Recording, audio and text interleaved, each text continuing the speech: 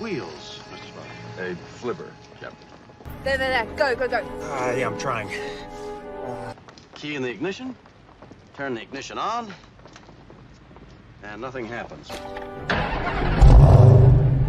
There it is. Yeah. Interesting. Oops. Gears. Yes. Oh, I believe they had a device known as a clutch.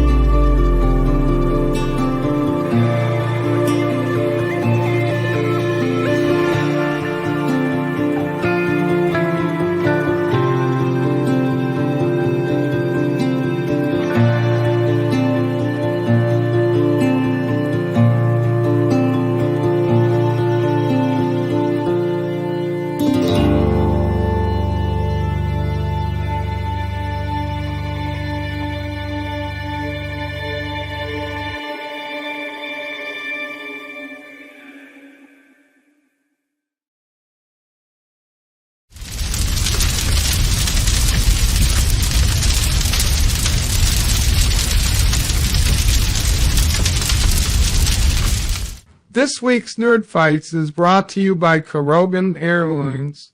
The other airlines just promise you will get to your destination, but when you fly Kurogan, you're in for an adventure that with a little luck, you can tell your kids about. Wait, who wrote this? And also by these guys, because I guess for some reason, they want to support Salty. Those sons of bitch.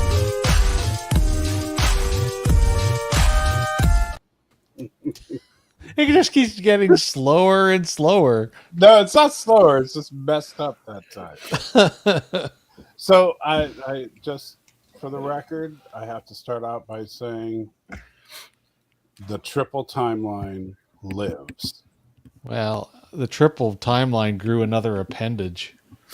No, I think it's the triple. I just think that they moved it a little bit. So we'll talk about that later.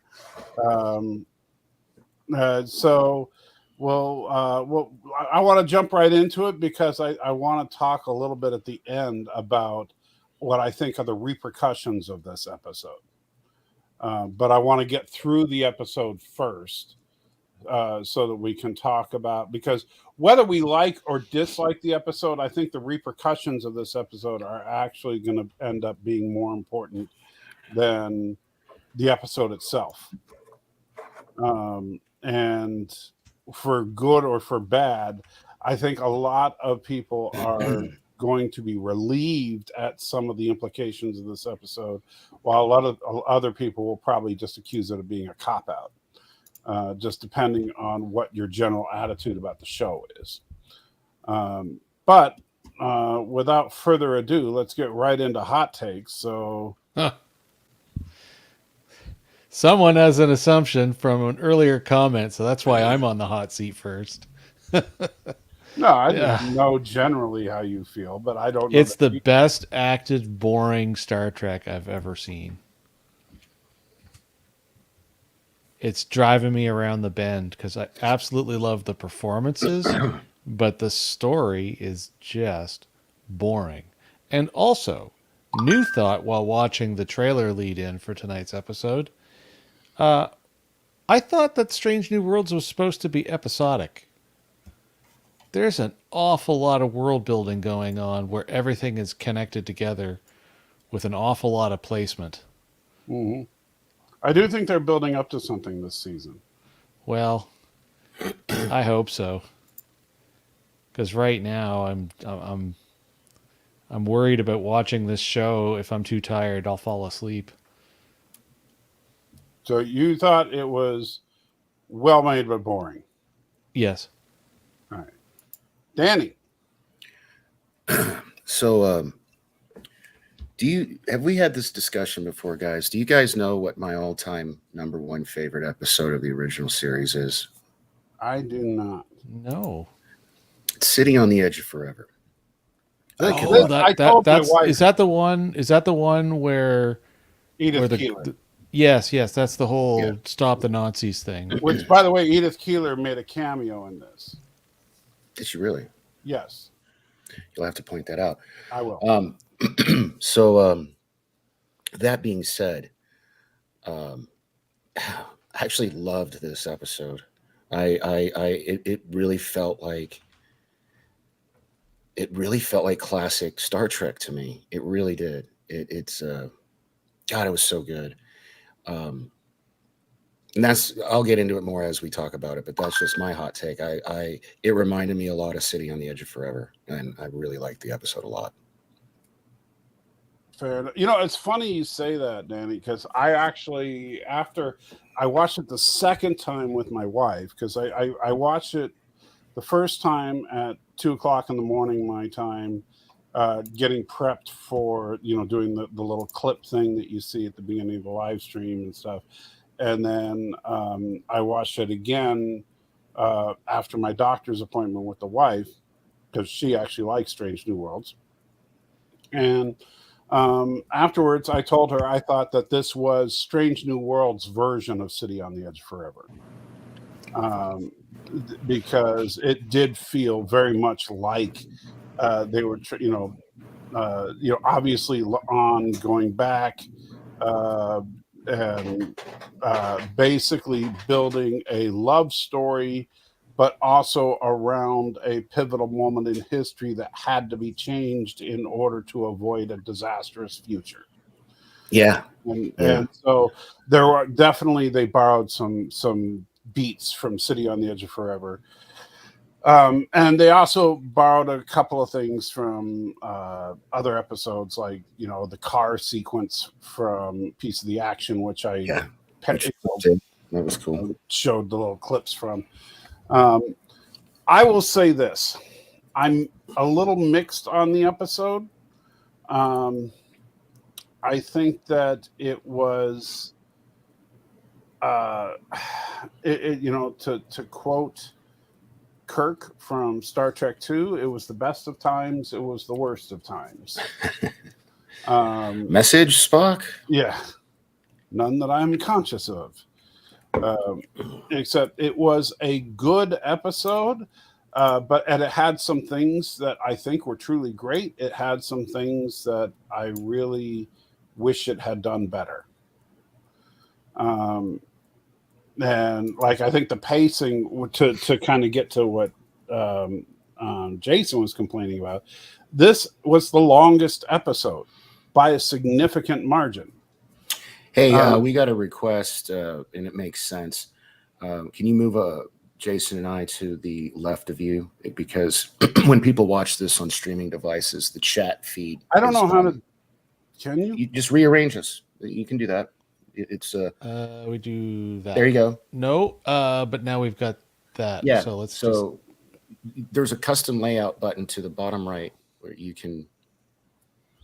Well, no, the custom layout isn't for, well, Anyway, we'll just go back to the regular layout for right now.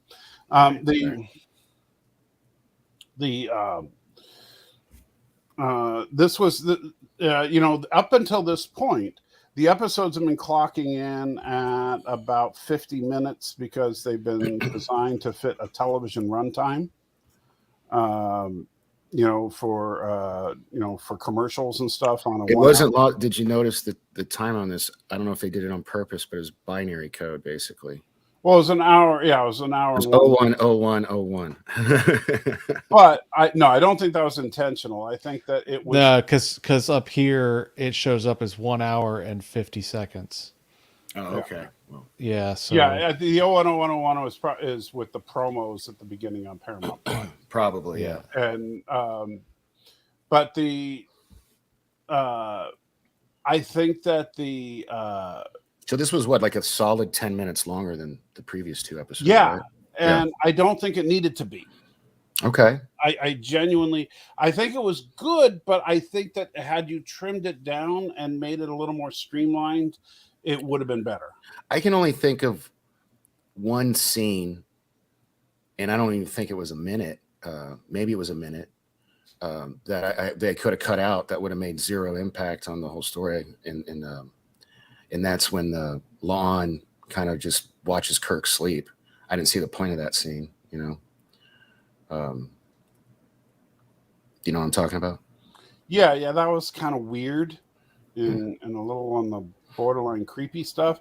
Right. You also could have cut out the early stuff with in the beginning of the episode with her like run-of-the-mill day as a security officer in the Enterprise. Well, they did that to help because when I watched it again, I immediately appreciated that opening sequence because it showed how, especially with Mbenga, it showed how she is alone and she feels lonely. And even though she has these friends and this starship family, she doesn't.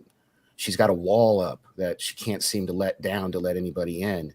And but we didn't need the scene with Miss Non-Binary and new alien officer in the transporter room and Spock with the Vulcan harp. That stuff was unnecessary. But at the end of the day, even if you clip those two things out and the thing I said, we're still maybe trimming 2 minutes off. Right, but 2 minutes here, 2 minutes there. Yeah, adds up. Fair enough. We're only trying to cut 10 minutes out of the episode. And so, and then we just find other sequences like the car chase could have been made shorter. It didn't need to be quite as long as, like, for example, let's say that Kirk,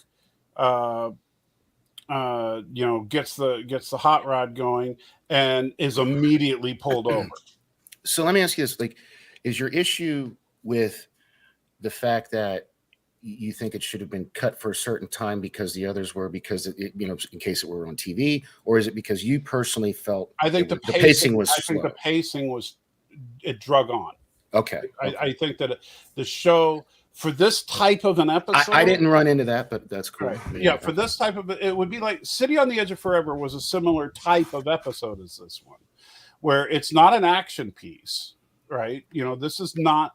The only action set piece is La'an beating up a Romulan chick in a hallway, right? Your mother is on fire this week.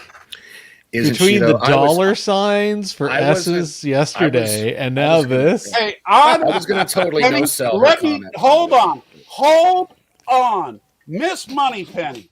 First of all, shame on you for having and second of all, you are wrong, woman. You are wrong. Because testify. Tell her what. You know what Kirk didn't do? Kirk didn't hop in the sack with Edith effing Keeler.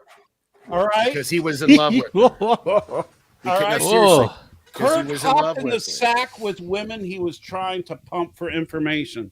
That's what he did. Kind of like James Bond, Yeah. Like Kirk. Yeah, Kirk didn't hop it. Kirk was not a womanizer.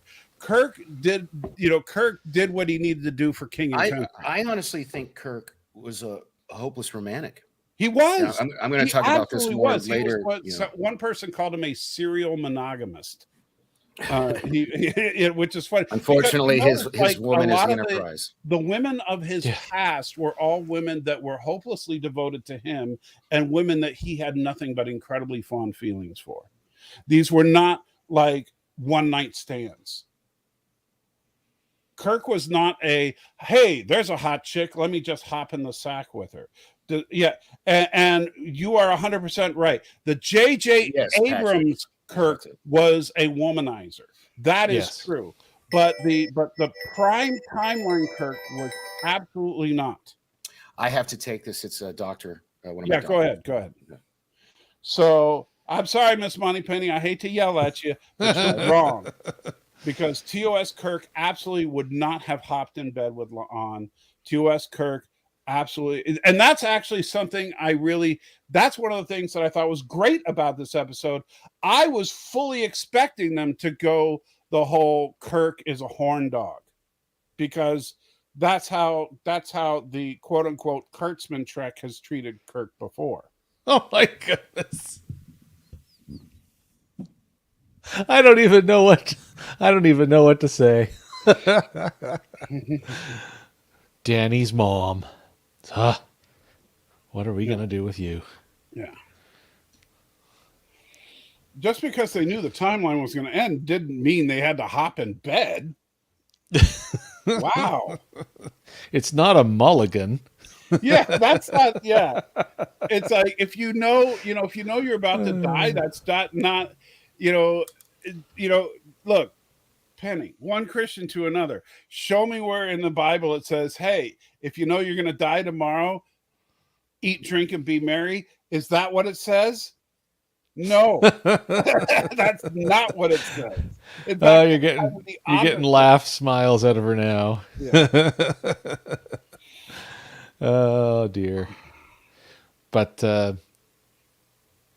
yeah, I mean, for me, it felt like they were borrowing from all over the place with this episode. They were stealing beats and style from every series that had time travel in it. If you're lifting from yourself. Sorry if I about that. What I miss? Anything important? Oh, your mother and Mike went another round. Oh, she's just she's awake today. What were you saying, Danny or Mike? It's not stealing if you are borrowing from your own franchise. Well, okay, so we'll switch from stealing to borrowing heavily from all over the place. This felt like the time travel caper from Voyager. This felt like 2 or 3 time travel episodes. Time Authority was from Voyager. No, I know, but outside of the Time Authority, I'm talking about the two-parter. Didn't they reference Enterprise's temporal Cold War at one point? And there was some reference to that, and there was, the whole invocation of Denobulans, and like they were just all over the place. Would you rather they look? First of all, I don't have a problem with him saying he was in a Denobulan prison as just a little Easter egg, as opposed. I mean, why? That's and apparently he can make plomeek soup in a toilet. Yeah, which I thought was hilarious. Yeah. Plomeek soup toilet, plomeek's toilet soup. But they, but there's definitely 2 or 3 TOS episodes that had things lifted right up and out of it. Oh no, dude, and that's what I maybe. This was like a love letter, like. I don't know. Again, City on the Edge of Forever is my favorite episode. I've seen it a ton of times. My good friend Jason and I have that picture in front of the Guardian of Forever. The episode holds a special place in my heart. And so when there were so many beats and so many similarities, even at the end with the death scene, which we'll talk about when we get there.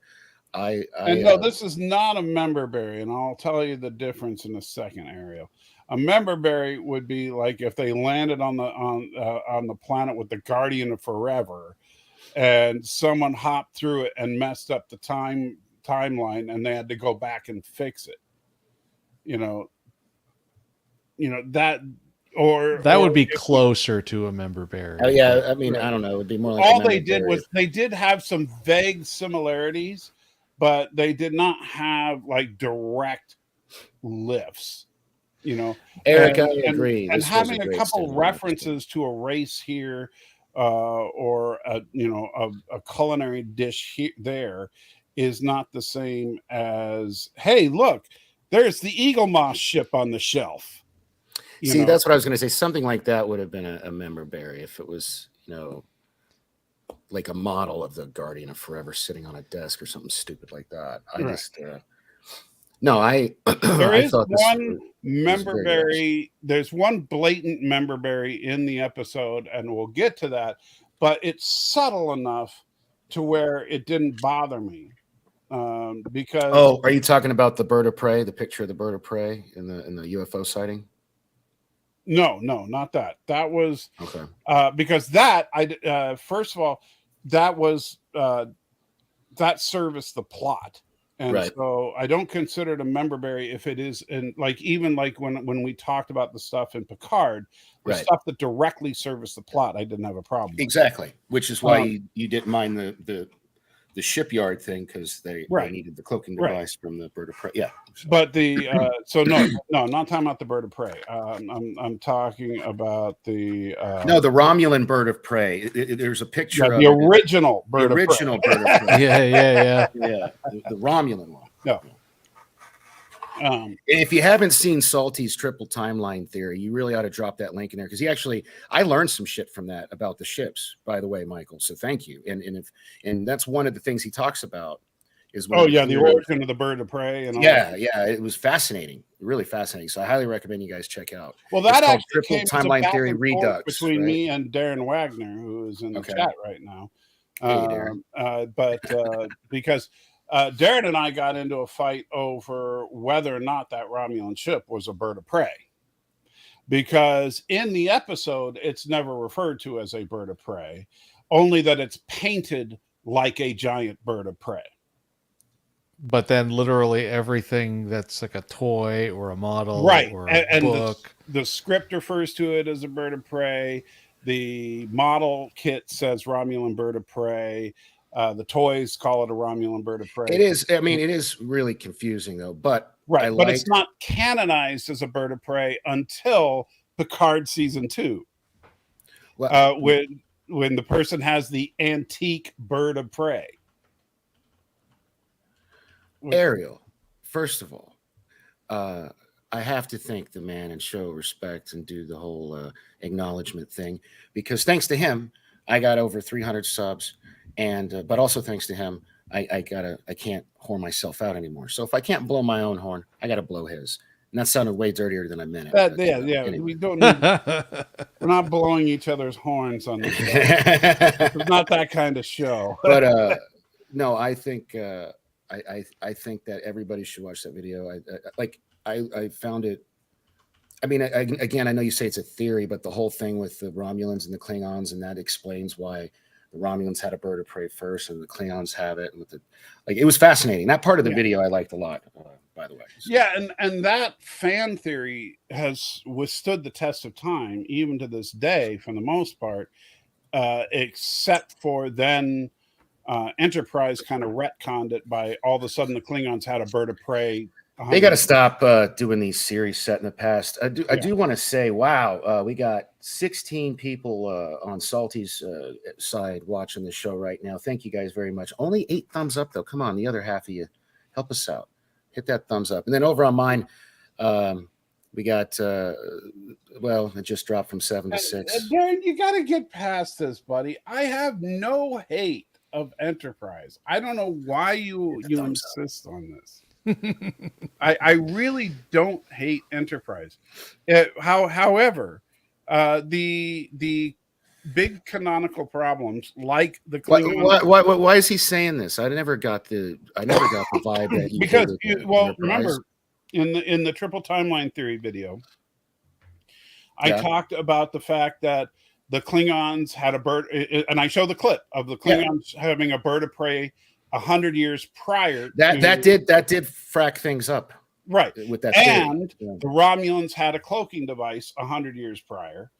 And the Romulans had advanced holographic technology 100 years This is prior. why they You know? gotta stop doing shows set Yes. before. I know prequelitis is a problem, but Yeah, they but gotta the stop this Enterprise stuff. Enterprise specifically had way too advanced tech across the board.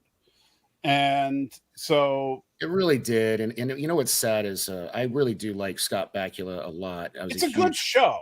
Quantum Don't Leap get me- fan. yeah, Well, I- here's let me say this part really quick, please.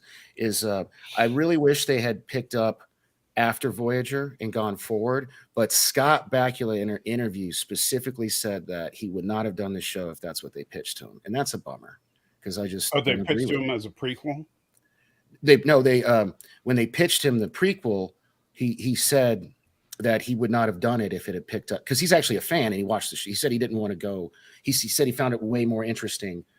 There's an interview out He there. found it more interesting to do a prequel. Yeah, and he would not have done. Well, I think it would have been prequel had they series. done it in the era that Spock described in Balance of Terror.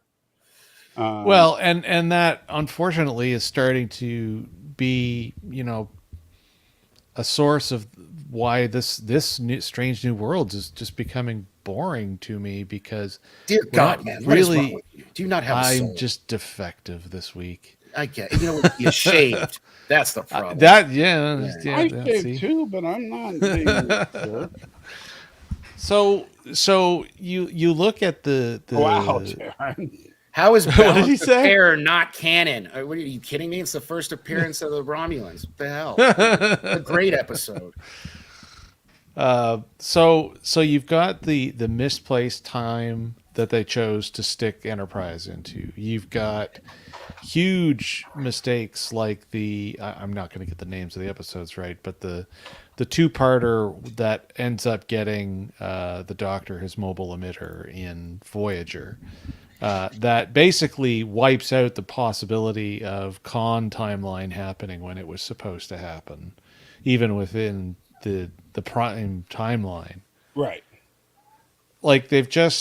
But this episode resolves some of that, and we'll get to that. It tries to. Well, first of all, I still say you have to watch Strange New Worlds, thinking it's an alternate reality, parallel universe. It's not. I cannot.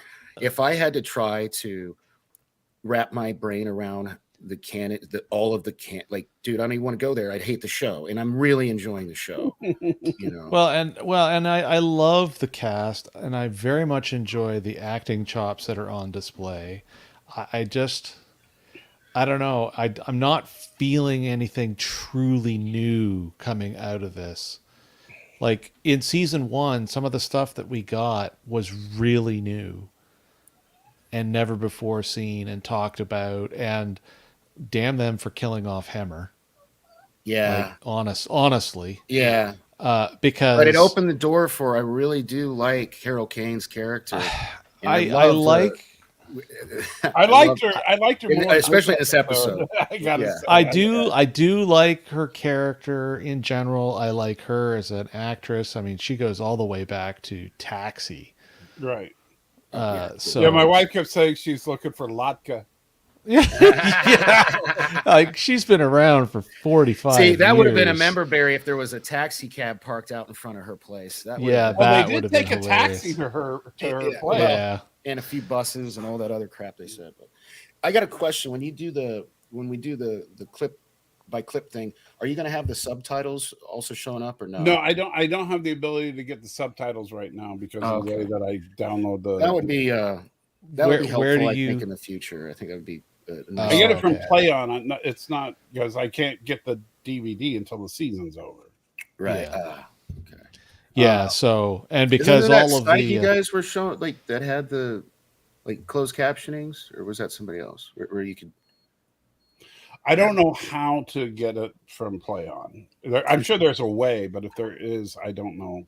No worries. or sometimes there are people that go out of their way to actually manually transcribe the the captions into Well, a it captions ain't that file. important. It ain't that important. Yeah. I'd rather you ain't go to doing that. supportsalty.com and sign up for his Patreon and drop him a super chat than go through the hours of painstaking time it would take to transcribe an hour-long episode of television.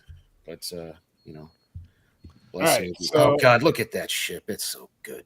Fucking looking. Now, if we were doing the Popcast style, not to pimp their channel, but if we were doing the Popcast style ups and downs, I don't know if I would give this shot an up or a down. It's gorgeous. What's wrong with you? The ship is good. I'm not sure about the shot. No. I think this is a gorgeous shot of the ship. And when you see it in motion, because of course you see the Bizarre collectors spinning and the stellar dust flying by, and it looks gorgeous. But and I would dare say this is even like probably my favorite shot of the Enterprise in the series so far, except for one problem. This is the only shot of the Enterprise in the entire episode. Oh my God. That's because okay, how many shots were in City on the Edge of Forever? 2, I think. I know, one at the beginning, one but at the end.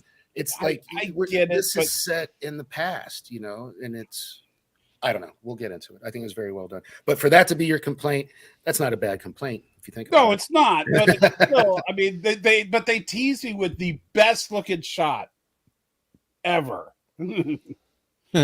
and then they don't show me the ship ever again. Like I would have that as a poster on my wall. Yeah, it's gorgeous, I think. Yeah.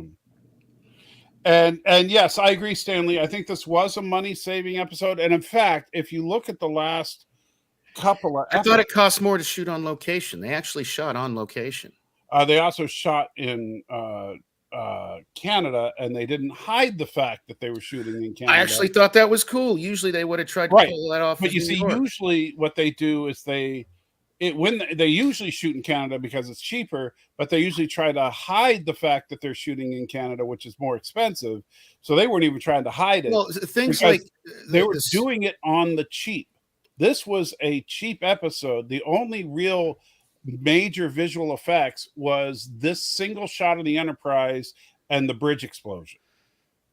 And maybe a couple of tiny oddball things. Yeah. A few like touch-ups. I'm glad, like, first of all, they leaned into the Canada thing, and I liked it because, for example, that chess scene would not have made, the only reason it makes sense is because Toronto does have a huge chess in the park. So does New York, though. You could have can't speak to that. York. Yeah, but you could. Why go through the trouble to pretend it's New York? I don't know. Like, I actually liked it was Canada. I don't know. Maybe it's. No, I don't have a problem with it being Canada. Don't get me wrong. I'm just saying, and I'm wondering if that was an homage to the fact that the original Captain Kirk is from Canada. Well, he's from Montreal, so it would have been funnier. It would have been funnier if they went up the road and shot it in Montreal. Yeah. But the biggest I tell you what, for you guys me, drop a $20 super chat and Michael will sing the Canadian national anthem for you. I will not, because Not for 20? I only know the first. Oh, well, just Two pull words? it up karaoke style. Just pull it up karaoke. No, I'm not going to sing it. No. Not even. What about for $50? What about for $50? I'll sing the first 2 words. Oh God. Well, I tell you what. Canada is now canon in Star Trek. Yes, it Yes, is. it is. 47. Yes. Well, actually, it's former Canada, because remember she said it's the formerly known as Canada. Yeah. So hey, maybe America finally did annex. Yeah, Canada. America finally annexed Canada. So. Yeah. So what made me kind of giggle about this being deliberately in Toronto was the fact that in season 1, the Illyrian outpost is at Ontario Place, which is right along the shoreline, and they probably had to delete it from the shot where they have the bridge. Like, it's literally right there along the shore. People tend to stick around. I've noticed we've lost a couple people. People like to be acknowledged. They don't like to feel ignored. So we haven't done that thing where we've gone through and just said hi to everybody. And since we're on the very first still of the show. Yeah, there we go. I think now might be a good time to say thank you to Donnie Pearson and, of course, my mother for being the first as usual. Gorilla's Random Thoughts. Patrick, welcome. I don't want to butcher your last name, so I'm not going to attempt to. Bradley Briggs, it's always a pleasure to see you. Anthony Mark, my man, dude, you were on point last night when you tweeted me. I felt that it was funny because when I saw your tweet, even though it was like 30 minutes old, I had just finished the episode, and I was still like, I just a wave of emotion. So I always appreciate your interaction with me. Cody Guy, Stan Lee, who else do we have has joined us? Ariel, of course, my secret lover. Let's see, who else we got here? Am I missing anybody? If you guys, I think that might be it. If I missed you, I apologize very much. But Eric Stockley, okay, Alex Moore, welcome. Thank you guys so much for joining us today. And yeah, so if I missed anybody, please just call me out in the chat. Again, if you want to see Salty sing the Canadian national anthem, hey, Daniel's Hot Topics. I might sing the Darren Wagner version. Oh, there you go. Drop in those super chats. Thomas R. Hart. I wonder if you're no relation to Brett the Hitman Hart. No, I'm just kidding. By the way, that reminds me. 47 Yorktown, another Canadian in the house. Chief Cook. Why do you think I owe LDG? I got through everybody. Why do you think I owe you $100? We'll put the comment up. Context, man. Yeah. See, look at that. I start thanking people, and now you got 20 people watching. You only had 15 a second ago. Hey, everybody, thanks for joining. Be sure to hit the thumbs up for us. There's only 13 in Salty's channel, only 8 on mine. Well, I'm doing better. And what was the bug bet about Captain Kirk that we had? Well, it's recorded, so we can go back and watch it. I know. I'm trying to remember. Do you remember what it was? No, I don't remember. I remember we had a bug bet about Captain Kirk's disposition. But we're gonna have to go back. I thought the bug bet. I'm pretty sure I won though. Against me? Yeah. No, I don't think so.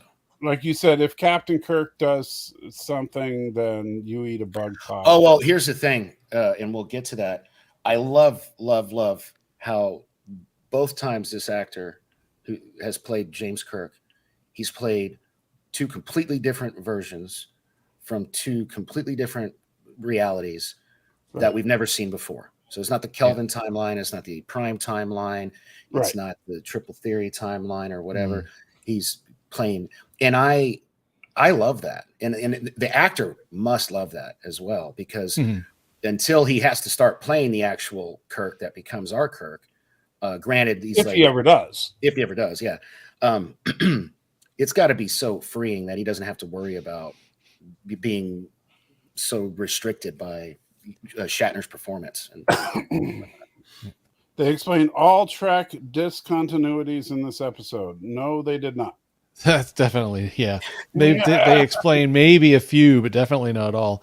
Now, before we go any further, though, I must say thank you for the wonderful compliment, Matt. Oh, Persephone, I missed you. I apologize. Thank you for joining. And yes, right. Matt. And Matt as well. Hey, Matt. I think that's my buddy, Matt. I know this dude. Yeah, right on. I'm glad you're enjoying the show, man. I'm glad you're checking it out. That's super cool. I haven't seen you in probably a year or two.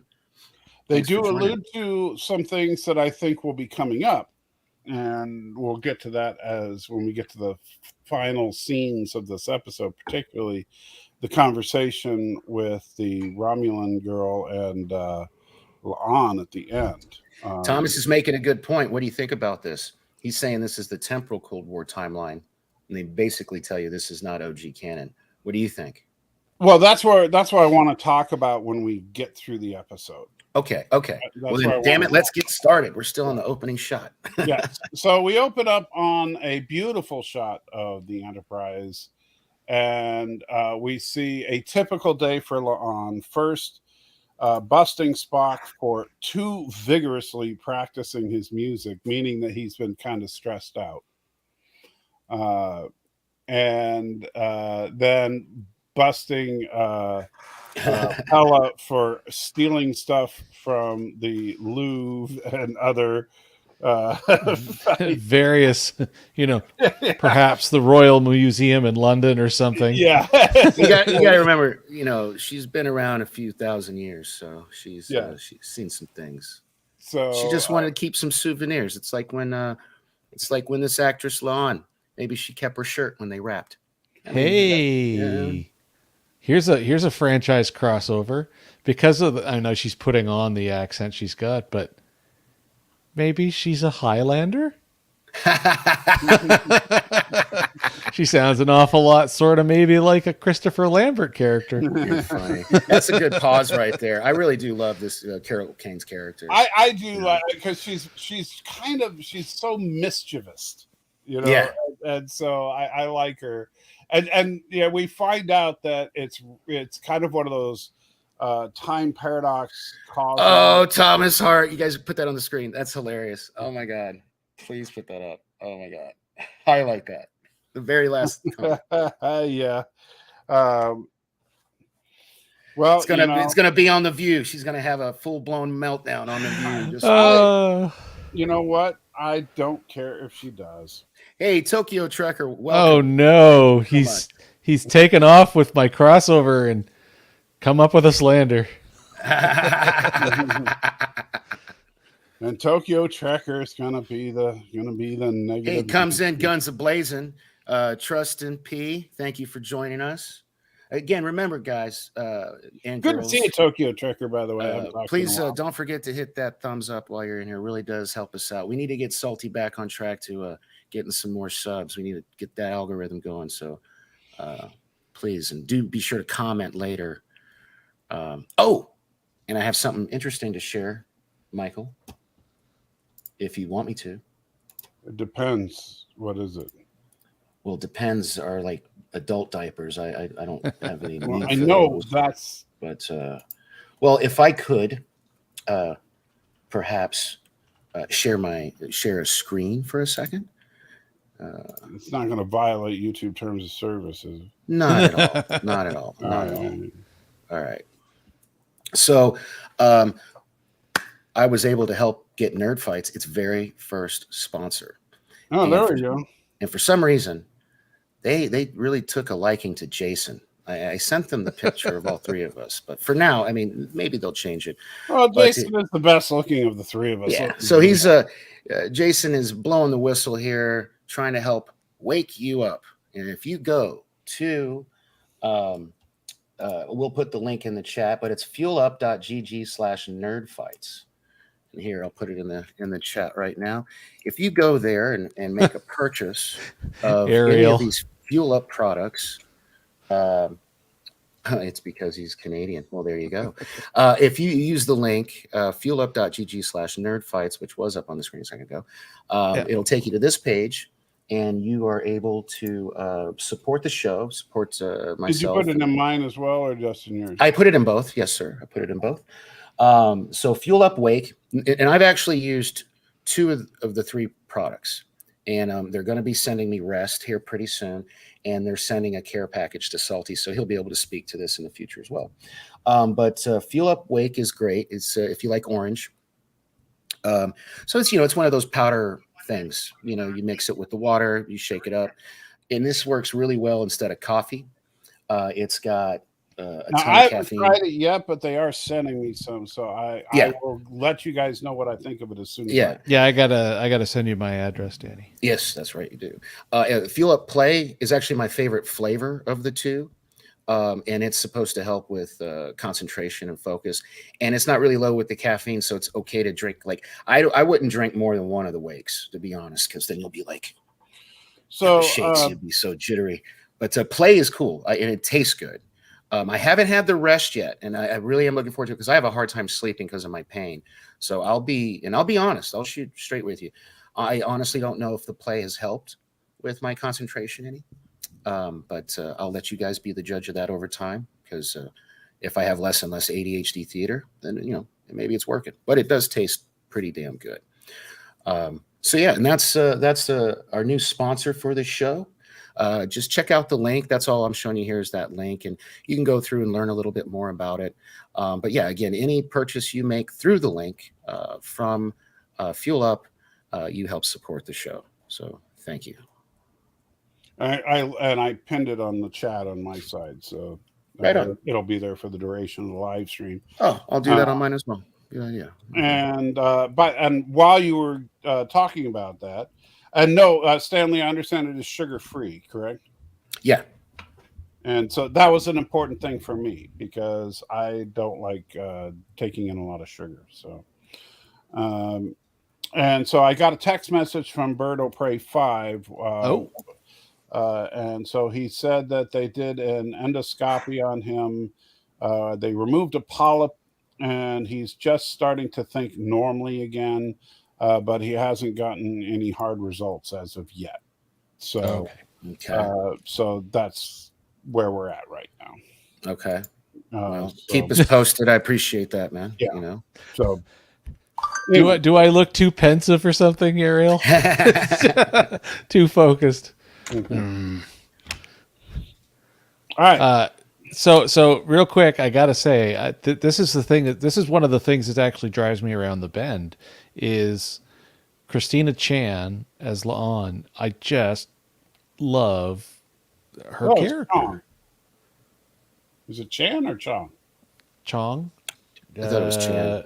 Chong. Tomato. It's Chong. You know, is it Chong? Anyway, Christina, it just belts it out. I really love her in this show. When she was balling at the end, man, I tell you. Oh my God! See, I didn't want to talk that guy anytime, and she had. Good, I knew you were crying.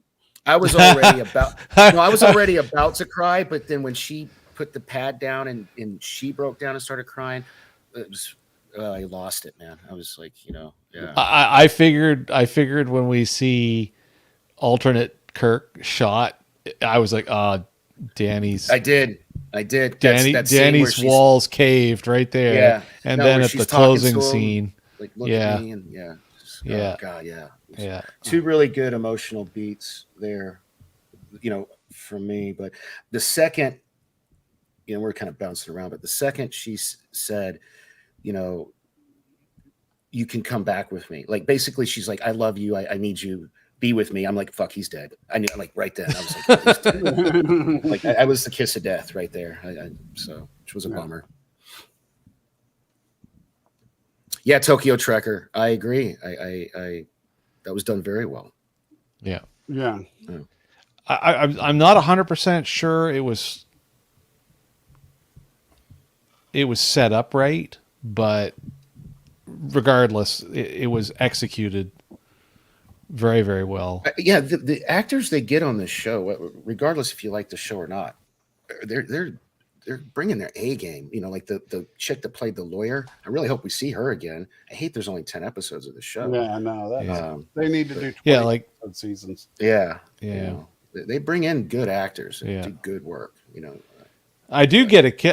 The only thing that kind of annoyed me with this scene when I first saw it, so get us back on track here, is why in the world would she bring all this artwork, all of her stuff with her? Classic hoarder, man. She can't live without it. She has a bunker. She's a hoarder. Yeah. And in the future, all you have to do is beam that shit up. So it's not like she's got to pay movers or anything. So true enough. Yeah.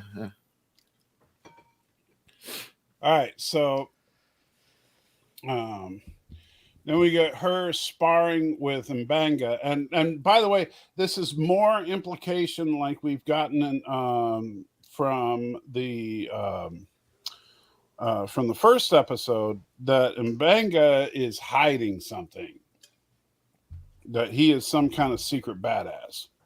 Well, a week or two ago on the Ready Room, it was either Akiva or Alonzo pointed out that apparently this actor is like some kind of like martial artist in real life. Well, he looked it in this scene. And that's why they said a couple weeks ago in that show that they were going to, when they realized, because they didn't have him in a single fight the first season. And then which made sense because he's a doctor. Mm-hmm. And I had no idea this guy was a martial artist in real life. So they were like, we need to lean into that this season. So be prepared. I feel like we're going to see him. Ooh. Because this is at least the second time we've seen him. Brazilian Jiu-Jitsu. No, is that what it is? Okay. You black looked it up belt and champion. Damn. See. So yeah. Yeah, so yeah, we'll probably see him do some wicked things. Yeah. Yeah. And I mean, just I mean that scene where he was ripping through the Klingons, it did not look like he couldn't rip through Klingons. Right. Yeah. Well, now it makes more sense. Yeah. Yeah. Like I remember that one scene where they show him in slow motion just walking towards the Klingons. My wife was like, "Oh crap!" You know? Oh my. Yeah, he's scary. You know. Come by, man. I appreciate it. Says you got to go, but appreciate you. See you later. Take it Tokyo. easy, Tokyo Tracker. Yeah. Always good to see you drop by, buddy. So we see a little bit of sparring with the two of them. No. See, I wish the captions were on here because they're not just sparring; they're having like this is a good conversation that they're having. It is. My only opens... problem with this scene and with a lot of her fight scenes is it's a little obvious when there's a body double, and for her, and I think it's because she doesn't have the moves like he does. You know, so I hope. I got the moves like Jagger. You know, Yeah, well, yeah, because she probably could not keep up with his speed. Right. Yeah. So It doesn't seem like when we see her fighting, it seems like she doesn't have the speed that we see in some of the people she's fighting with. She's got the attitude, like she, you know, as they would say in Rocky speak, she's got the eye of the tiger for sure. You know, like look at that on her face right there. Yeah, but this is actually her walking off. Like he just finished saying to her, like that she lives. I'm paraphrasing, but like she lives a lonely life, right? And she basically just f's off, like doesn't even, reply. And that's exactly what we're seeing here. He just finished saying that, and that's her face after he said it. Right. And all she says is, "I'll see you tomorrow." I've got it playing with the captions right now. Yeah. And like I like the fact that she looks the part. I just wish that and hopefully as time goes on, if the show lasts, she'll develop the skills she needs to physically match the part better.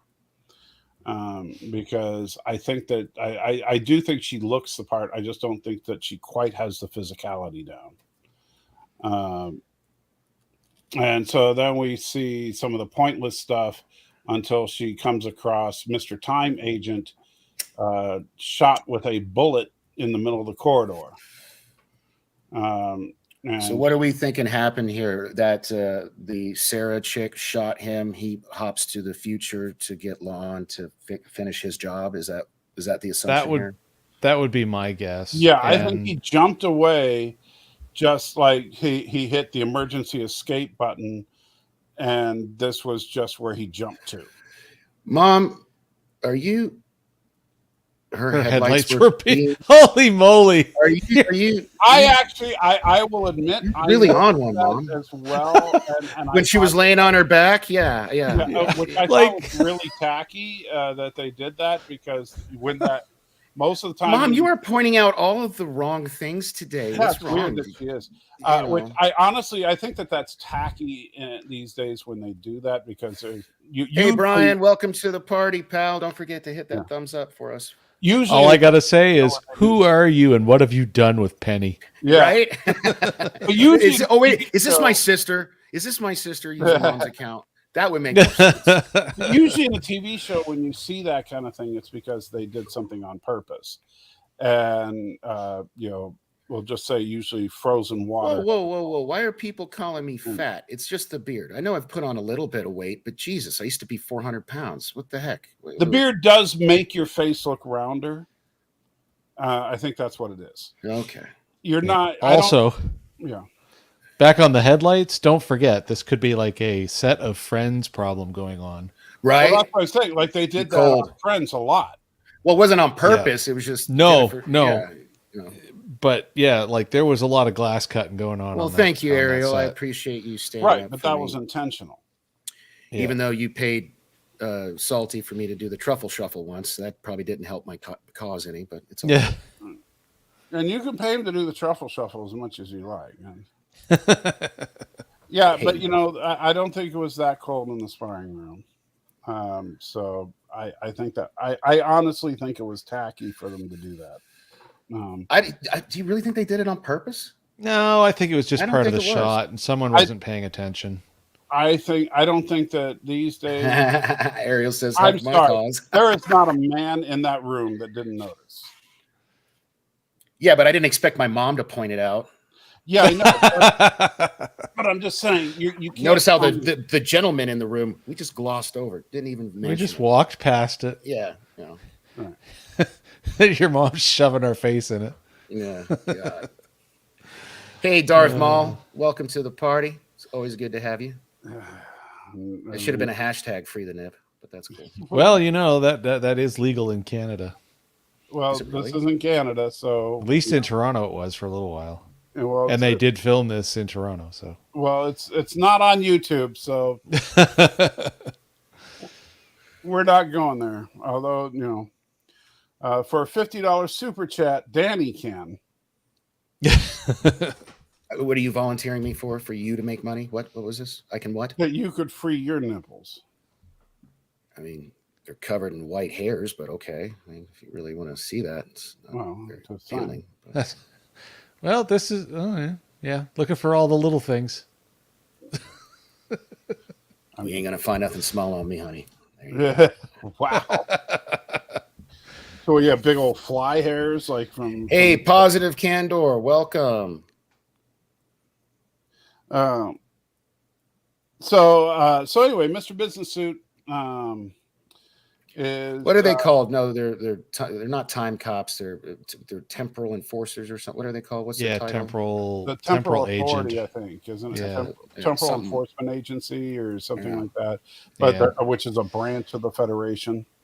Timey-wimey cops. Yes. Darth Maul, you'll never know unless you drop a $50 super chat. I really do miss having my arm thing for this mic. I got to figure out how to make that, you know. This area I'm on is so small. And I never thought I would say this. I really miss having a fourth monitor. It's like, how many monitors does one need? But So does she have decent internet? Does who have decent? Oh, the place. She doesn't use the interwebs. So sadly, I'll be using the exact same thing I'm using now. You can't get landline internet there? I'm not going to pay for that. You know how much this costs me? I mean, like, look, once I get like you, Mr. You know, big wig with 12,000 subscribers and a Patreon, and I can cover at least the cost of internet. No, I'm paying $30 a month for my T-Mobile internet. We'll just deal with that. Are you slightly closer to the city core? No, I'm actually further out. So, I mean, if it's bad, if it gets worse, Yeah. I'll have to break down and get, you know, Cox internet. But Appropriately named. All right, so so she finds Mr. Time Cop, and he gives her very little information, but does show her a piece of Voyager tech, and of course that is right out of Voyager. yes, and we see that another 2 times, yeah. I believe. Yeah, we see that again at the end of the episode. Yeah. When they confirm the timeline is corrected. Yeah. And I like little things like that. Yeah, I do too. I like the fact that their future LCARs is pretty much identical to what we saw in the 29th century. So, so I do think that I do think that these are at least this timeline's version of the 29th century Federation time authority. Yeah, because the chick even says, when Lon says, "I've never heard of you," she's like, "It's because we haven't been invented yet," or whatever. Yeah. And so I do like the fact that everything lines up here. He gives the device to her. She walks up to the bridge and, "What, Captain Kirk? What the heck?" And roll credits. She doesn't say anything. Right. He's the one that says it. Yeah. What the hell are you doing on my ship? You know what would have been good, and they didn't do it, but what I think would have been a nice touch would have been if they pulled like they did on Enterprise and changed the credits to where the Enterprise actually, instead of being the USS Enterprise, had the Earth fleet. UEF or something. Yeah, the UEF. United Earth Fleet, I think is Yeah. what it was. Yeah. Yeah. So then we come back to this is the first, I think, where we come back after the credits to the exact same shot. Yeah. With Kirk with the same dumbfounded look on his face, like, why are you on my bridge? And so, I do think that, so she's like, okay, I think, and of course the key phrase was the time cop said, get to the bridge. And which was funny because that's not what he meant. Yeah, he didn't mean the bridge of the ship. Yeah, he did not mean to go to the bridge of the ship. But it's like phrasing. Yes. And so so then we find out. Well, hey, in this case, we got a couple chubby chasers. In that case, ladies, yeah, I'll be. Okay, sure, I'll own it. Yeah. What? You're not watching the chat, apparently. It's fine. I was Persephone and Ariel, or if I didn't know any better, I'd say they were flirting with me. But you guys stop making them feel good. Wow, the crap I'm going. I didn't even get to do my chest X-ray today. They couldn't find an X-ray machine big enough. Oh, F you. No, I didn't leave the house today. I think I overdid it on the pain meds. I slept like all day. It was weird, but at least I wasn't hurting. So there's that. What's Thomas telling you? Nothing. That's the stupid thing. I'm really getting tired of this. The Skype sending me spam. Oh.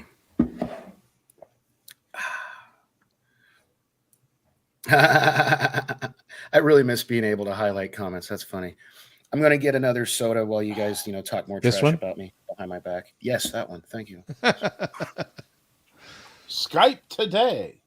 I'll be I back. don't want this crap. Sorry about that. I clicked on the no land.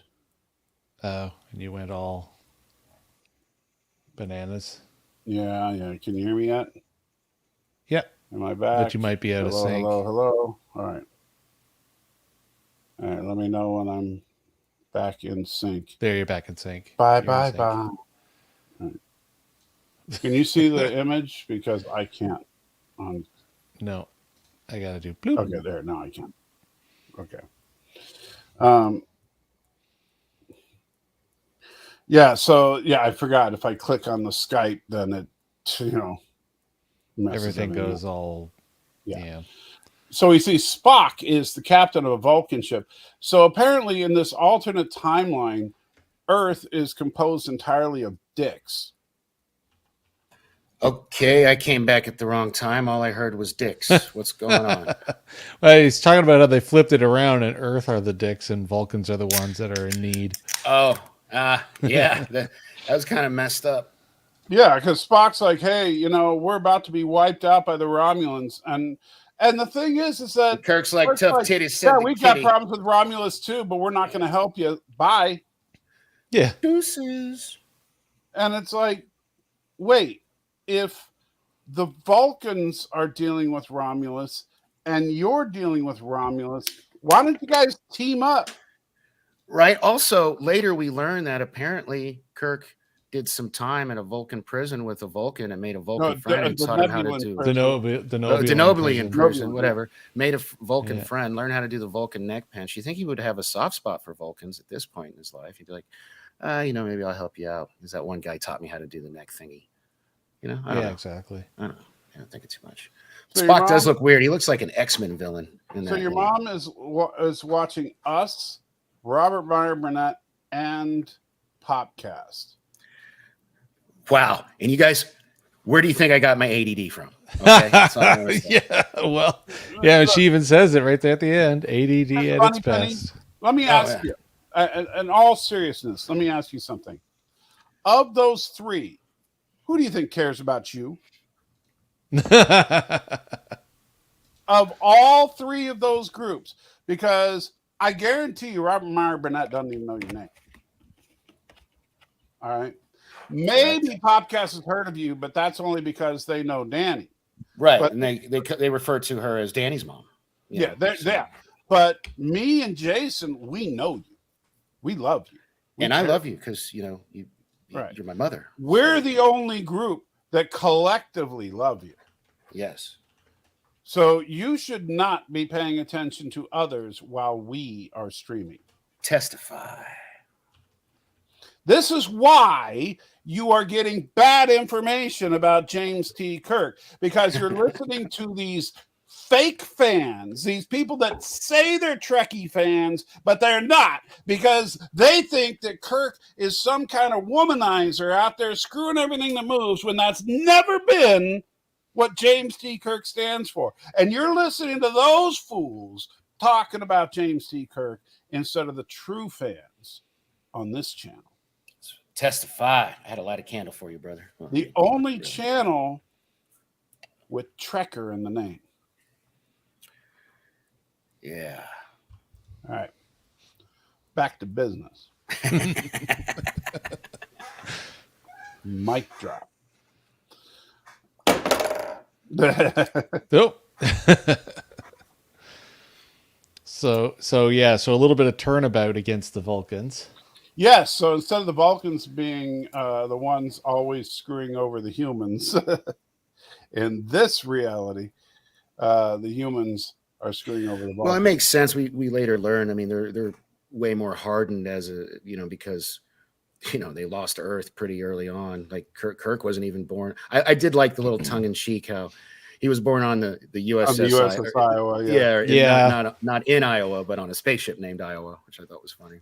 The thing I did like about that was the fact that when we first saw the season teasers, and he said that that he was born in Iowa, or people were talking about that fact with the whole revolving door problem.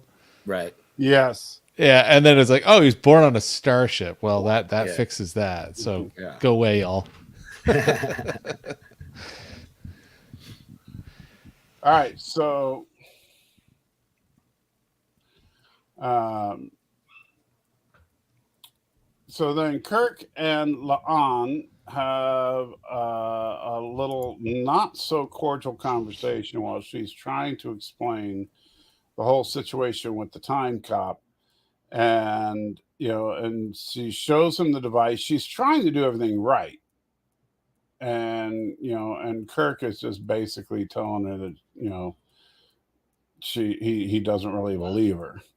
And by the way, and I haven't mentioned this before, but I have noticed this in prior episodes. I gotta say, I love the fact that, notice right here on the desk, that is the exact same design from the original series of the little monitor that they have on the desks. What I like is his little his decanters of booze. I mean, he's got quite a few of those. He's got like at least 3. Yeah, I noticed the little display right away. Yeah. It's been on Pike's desk as well, and the only difference is the color. They made it darker. Yeah, it looks like a bourbon man. I knew I liked Kirk.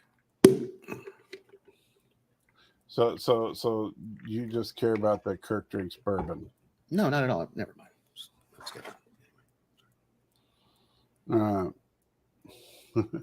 Ariel, no, that Archer is his character from Quantum Leap. That would have been really weird.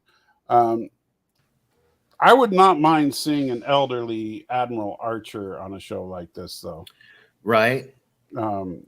He probably won't ever do it, though, man. They've talked about doing a sequel series to Enterprise, but oh, that would be so hard at this point. The way they ended that show was such on bad terms. Yeah. Here's the thing. Just because Riker was in a hologram program doesn't mean it was right. You know what I mean? So they could just ignore that last episode and just pick up from the penultimate episode. They could, yeah. But I mean, at this point, yeah. It's pipe dream. Yeah. So And by the way, we're talking about cutting things down. This scene could have been made a little shorter. Because here we are, we're 10 minutes into the episode. We probably could have cut 2 minutes out of this. Between the little mini montage in the beginning and what little piece of this. Yeah, I mean, we were probably more than 2 minutes. Yeah, look at that, Patrick. Amen. # Trip lives. That was the stupidest, most pointless. Yeah, killing death. Trip was just horrible. Yeah. It offends me more that they killed Trip than that stupid intro song, which that's saying a lot coming from me. Yeah. So then Kirk decides to try to grab the device, and oopsie, now all of a sudden they're in the past. And they're like, oh crap, what happened? And so now they got to figure out what to do. All right. And you know what? Because I want to say this real quick. That's how Kirk kind of takes charge. He's in command. This is the total opposite of woke, because people have complained that La'an is like, it's too OP and she's smarter than all the men and she does everything right. And I thought they handled security. That's what she but I thought they handled the dynamic between the two. I haven't had any issues like that at all in this series. Frankly. I think it's honestly people. I don't think that it's wokeness as much as it's people that have grown paranoid about strong female character. And yes, Ariel, we talked about that at the beginning, I think, before you got here. Not only did they shoot it in Toronto, they really leaned into it. And I like how I love this scene that's coming up here too, where he's like, "Oh, I believe we're in New York City." Yeah, I thought that was funny. And that's not a put on, by the way, over the shoulder of that person with the white toque on. That is what's on the side of that. That's the normal sign that's on the Eaton Center building. So it's like it's in your face, just like yeah. No, we're not in New York. But I love the joke though, where they were like, Kirk's like, oh, I think we're in New York, because they pretend this is New York so much in so many other movies, TV shows. So I thought that was a funny little nod. Okay, a meta moment, So. Now, this is where I was talking about before, the one member berry that's just a member berry that you got to squint to spot. So you see Kirk in the middle. Yep. Yeah. Behind him, blue sign, Dr. Keeler. That is an Edith Keeler. Where? Right there. I got to blow this up. Hold up. I've got the video play. Okay, budget overruns on Lake Ontario. Zooms in a little bit. There, right there. Oh, on the overhead banner green on circle? the short building. Yeah. That Doctor. Does that say Dr. Keeler? Yeah. It's Dr. Keeler. Right on. Well, that's a Easter egg, not a member berry. If it was a member berry, it would have been. I would call that a member berry, just because the only reason it's there is this is a.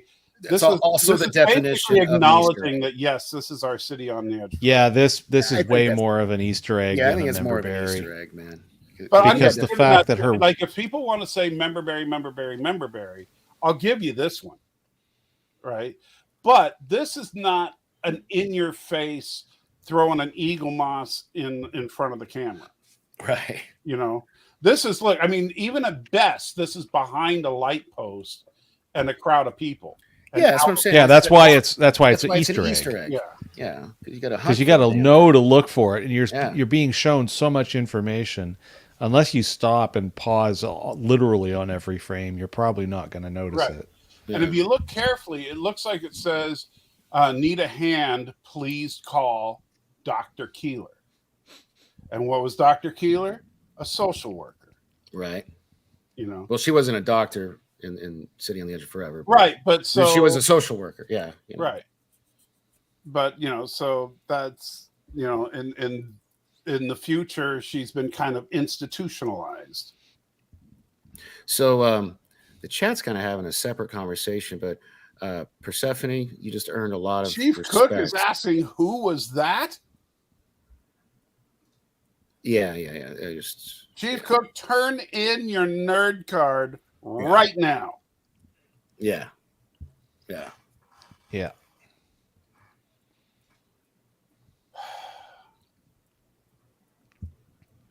You are not allowed to call yourself a Star Trek fan ever again.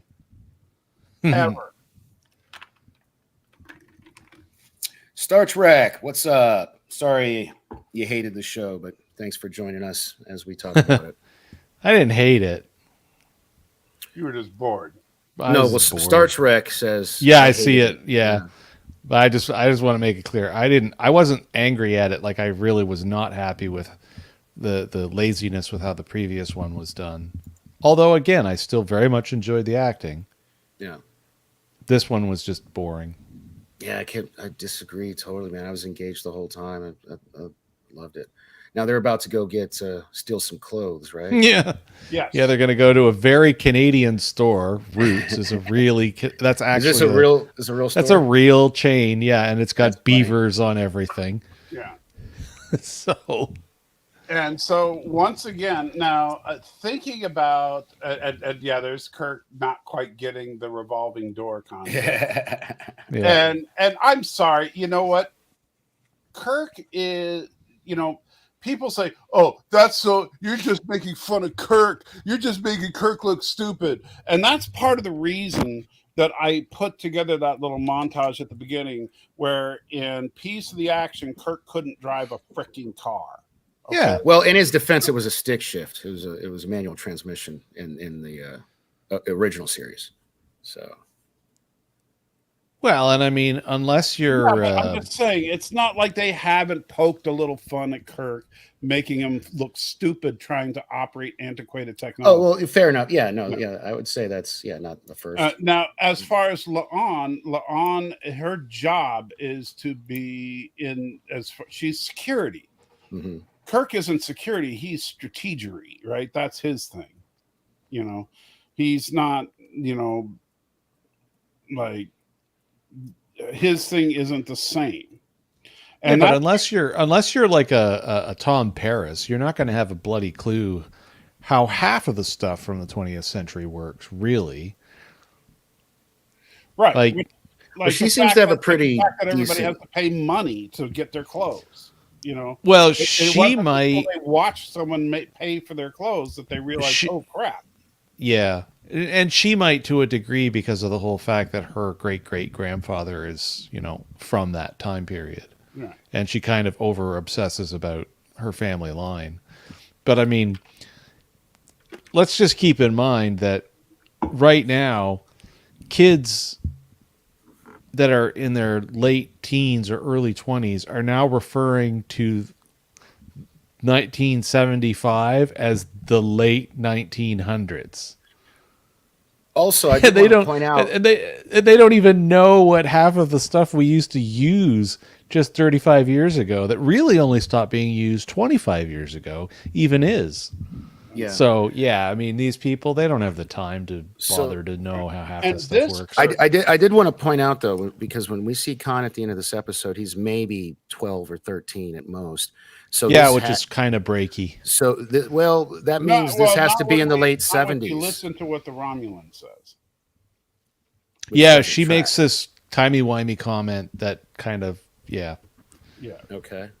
And it also flows into Picard season 2, which I'll get into that in a minute.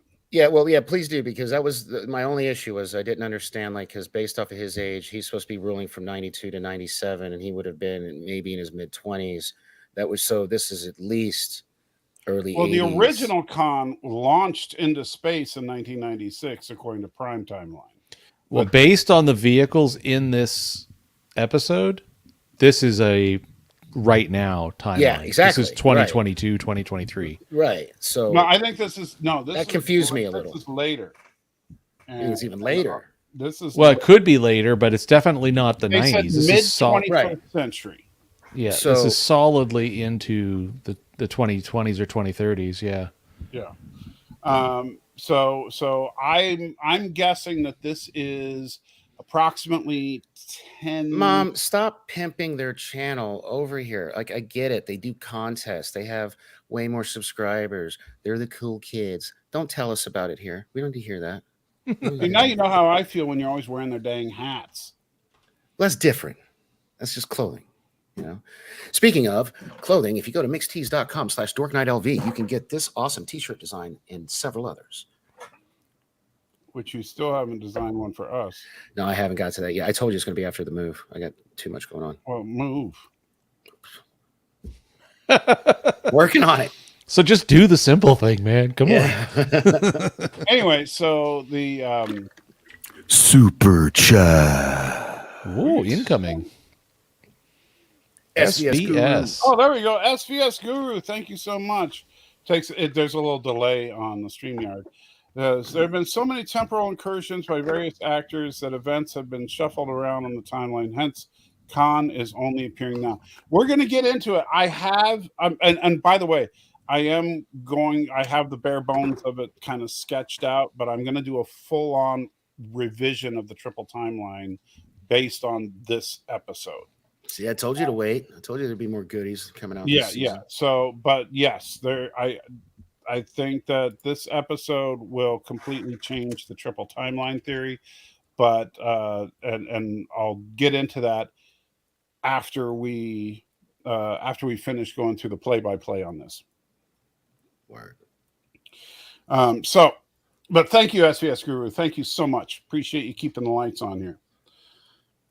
All right, so but what I want to say is, as far as Kirk not getting the revolving door, this Kirk was born on a starship.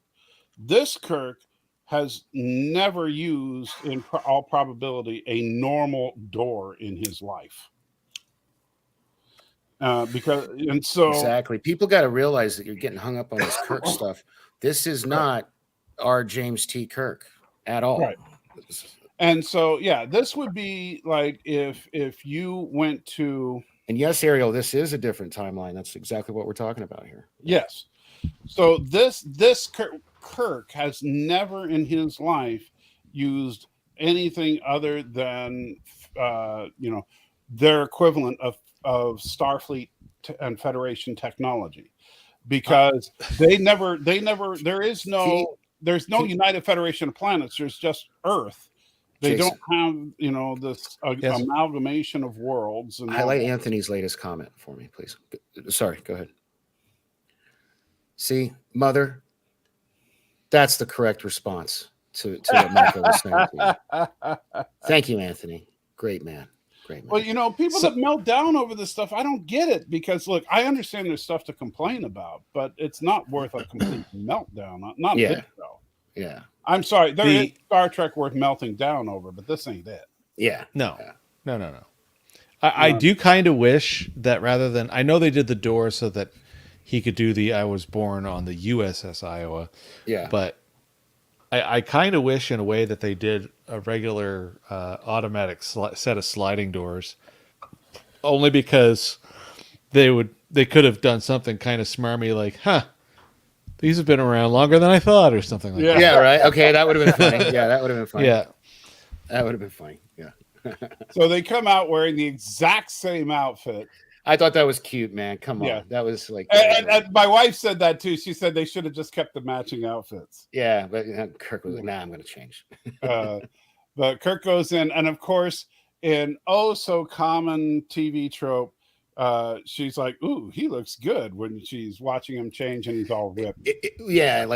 Hey, I was digging it. I like how they were planting. You were digging him? Is that what you're No, saying? I was digging that in the story. They were planting seeds for what would happen, as far as the romance part of it? Yeah. You had to start somewhere. Why not there? I mean, I wish my chest looked like that, not the way mine does now. And she sees them paying money, and so they're like, oh crap, what are we going to do? We're supposed to pay for this. And this is where my wife actually points out how brilliant it is that they had a security officer watching a security officer to figure out their way out. That's okay. That's a good point. you know, so she figures out that, okay, so they have this detection system. And so if she puts the unpaid for merchandise in her bag, it'll set off the alarm. Yeah, it was like a Gucci wallet or something expensive with a tag on it, you know. Right. And so they get away with their clothes, and then they're like, oh crap, what do we do? And this is another callback that's a little deeper of a cut, but I like the fact that they did this, because a lot of people don't remember that Kirk was well known for beating Spock regularly at chess. Yeah, the 3-dimensional chess. Yeah. Yes. And so I actually love this scene. So if Kirk went to the park to play chess, he would kill. Yeah. He makes a comment like the 2D chess is for babies, or idiots, for dummies. or dummies. Yeah. Yeah. And so if he can beat a Vulcan at 3D chess, yeah, he could absolutely crush anybody at 2D chess. Yeah. The only problem I have with it was, well, how did they put up their first wager? That's okay. I had the same exact thought. I had the exact same thought. How did he? Yeah. Like, yeah, they how they managed to start. Unless it was like the World Series of Poker, and they had like, you know, like a little mini tournament they didn't show us, where the winner of that gets their buy-in. You know, unless he kept something of value from his uniform that, you know. Right. The only thing I could think of is like maybe a comm badge, if he put that up and he said, hey, you know, was this 24 karat gold for you? Yeah. You know. Yeah, because it's easier to hustle some people at chess than it is to go and try to find yourself a pawn store someplace. Right. Yeah. Because that would be a lot harder than just, you know, oh. So yeah, I did love the hustle here, because this is absolutely something that James T. Kirk could do. And so they're playing into their strengths as far as the tools they have, as far as having a security officer and James T. Kirk. This is something they could get away with. Yeah. All right. So then then Kirk being the. I do want to point something out that did bother me about this scene, though. The use of contemporary music. And they do it a couple times in this episode. Mm-hmm. And I actually, this episode hadn't won me over at this point. I was actually getting really frustrated. But before I get into that, super chat. First game winner gets to smooch La'an. I you know, if La'an would go for it, that might. Well, didn't he make the comment to her about needing money? Like, what talent? Yeah, what you have? Yeah. Like, do you have any talents that would help us make money in the 21st century? Yeah. And then all of a sudden they have enough money to start playing. All right, I just saw, because I got to play. He called it idiot's chess. That's what he called it. Yes. Yeah, 2D chess. Yeah. So see, these reviews take so long. I'm actually able to have it on a screen over here playing. Get my subtitles. Yeah, I tend to do that too, just because it is helpful anyway. I'm sorry. That's all right. You know, there is one mistake they made. Those dogs have no toppings on them. Yeah. That's another thing my wife called out was, why didn't he put anything on the hot dogs? Well, he probably just doesn't know any better. To him, that probably is the best tasting food he's had in a very long time. Right. Probably, yeah. So good. He goes back for another one. I loved that. I thought that was funny. He's like, takes that bite after he talks her and eating the other one. He's like, oh, I got to get another one of these. And Stanley, yes, Romulans are stronger than humans, but and you'll notice when they fight, the Romulan tosses La'an down like quite a bit. You know, because some people were complaining about how La'an's OP. I didn't see it in this episode. She got her ass. That was put to rest. Yeah, because Vulcans and Romulans are basically the same power level. Yeah, they're the same physiologically. At least mostly. But yeah, so don't skip a good hot dog when you can get them. Yeah, and this is another thing though that is very Kirk, because like think about again first order of business, survival. Yeah, you know, Kirk is very much about, hey, you know what, we got to eat. Now I kind of want to go get an apple real quick, just like Yeah. my whole. Makes you look even more like an a-hole. Yeah. Bite the apple and just go, I don't like to lose. I don't like to lose. And then we get the nice picture. Thomas Potts. He's like, how dare they? No toppings. Welcome, Thomas. And so then we get to, and by the way, this is where we get a little bit more in depth about Kirk's backstory, about the fact that Earth is a smoldering ash heap in Kirk's past, and that humanity had to basically abandon Earth and lives on Mars and the Moon and Europa. And has been fighting in a war with Romulus for who knows how long, which begs the question, how is it that they managed to make ships like the Enterprise? Oh, believe me, that ran through my mind very quickly. It probably would have been expensive, but unfortunately they should have been on a not exactly the same ship. Yeah. Because if there was that big of a disruption, we never saw the exterior. But I don't know. We only saw the bridge. We didn't. True enough. Yeah. So for all we know, and well, we saw the bridge and the meeting room, but they should have probably found a way to change the set tech a little bit somehow. They should have done a bit of a redress. It felt too. It was either the cost control issue or someone was just being lazy. Yeah, I think it was just cost control. So yeah, BRB. You know, because I mean, after all, this is they're trying. I do think they're trying to save up for the inevitable build up to a Gorn incursion that they hinted at in the first episode. Yeah. So I think that's where the money's going to go. But we'll see. Yeah. Now this scene, this is why I kind of am dissatisfied. I found if you look at the pacing, and this is the first night that they're in the past. Yeah. And my wife was like, wow, did they really spring for the Uber Deluxe suite? Well, to me, this makes the relationship tones between these two characters unearned. What do you mean? So? Well, because when you look at the episode from TOS, they weren't there for just, 6 hours. Like they got here, and in the space of at most 18 hours, they go from I don't know who you are to she's crying after talking to her actual timeline Kirk. Sure. Like it's a mad hurry. Like this is like puppy love crush level stuff. And it just, for me, it just came across as unearned. I disagree, and here's why. And she does a good job of, and that's why I like the scene with Mbenga at the beginning. She's never experienced anything like this before.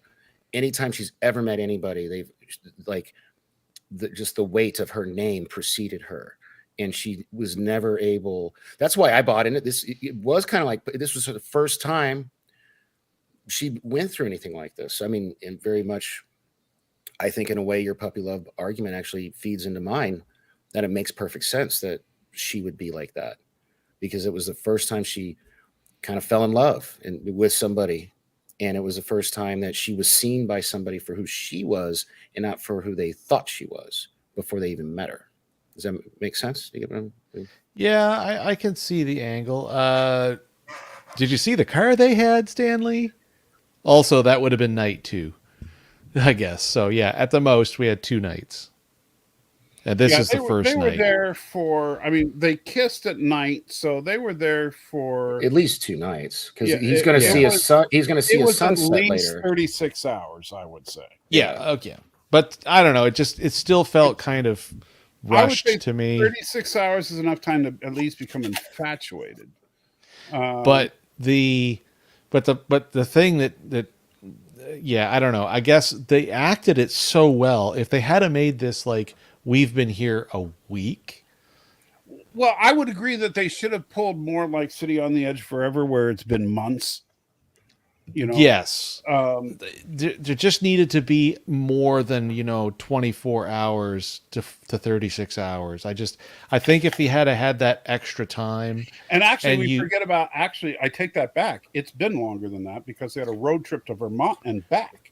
Yeah, but from Toronto to Vermont is only a day. Okay, but you got to throw another day in there then. So it's probably So been 3 days, but it's 3 days. That's still not enough. oh, come on. Now you Thomas, did they bang? no, they did not.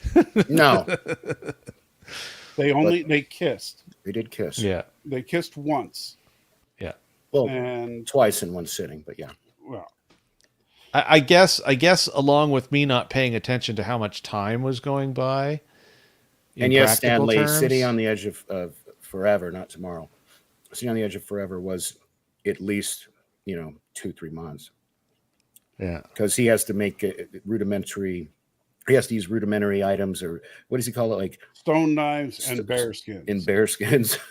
I am attempting, ma'am, to create the world's first mnemonic memory circuit using stone knives and bear skins. Bear skin. Yeah. I think so. It's the But, equivalent of it. I don't know. I guess it just wasn't quite the right kinds of interactions. I don't know. It just, for me, And yes, it just they didn't paid feel off, right. or they paid Yeah. off border patrol. They said it. believe it or not, because they're so insistent on making this be in our world, that is the most unrealistic thing. Super chat. And SVS Guru points out, yes, they did check out several universities and all that, and then had to go to an Apple store and learn how to use DuckDuckGo. Yeah. So, so there's Yeah, I didn't run into this time issue at all.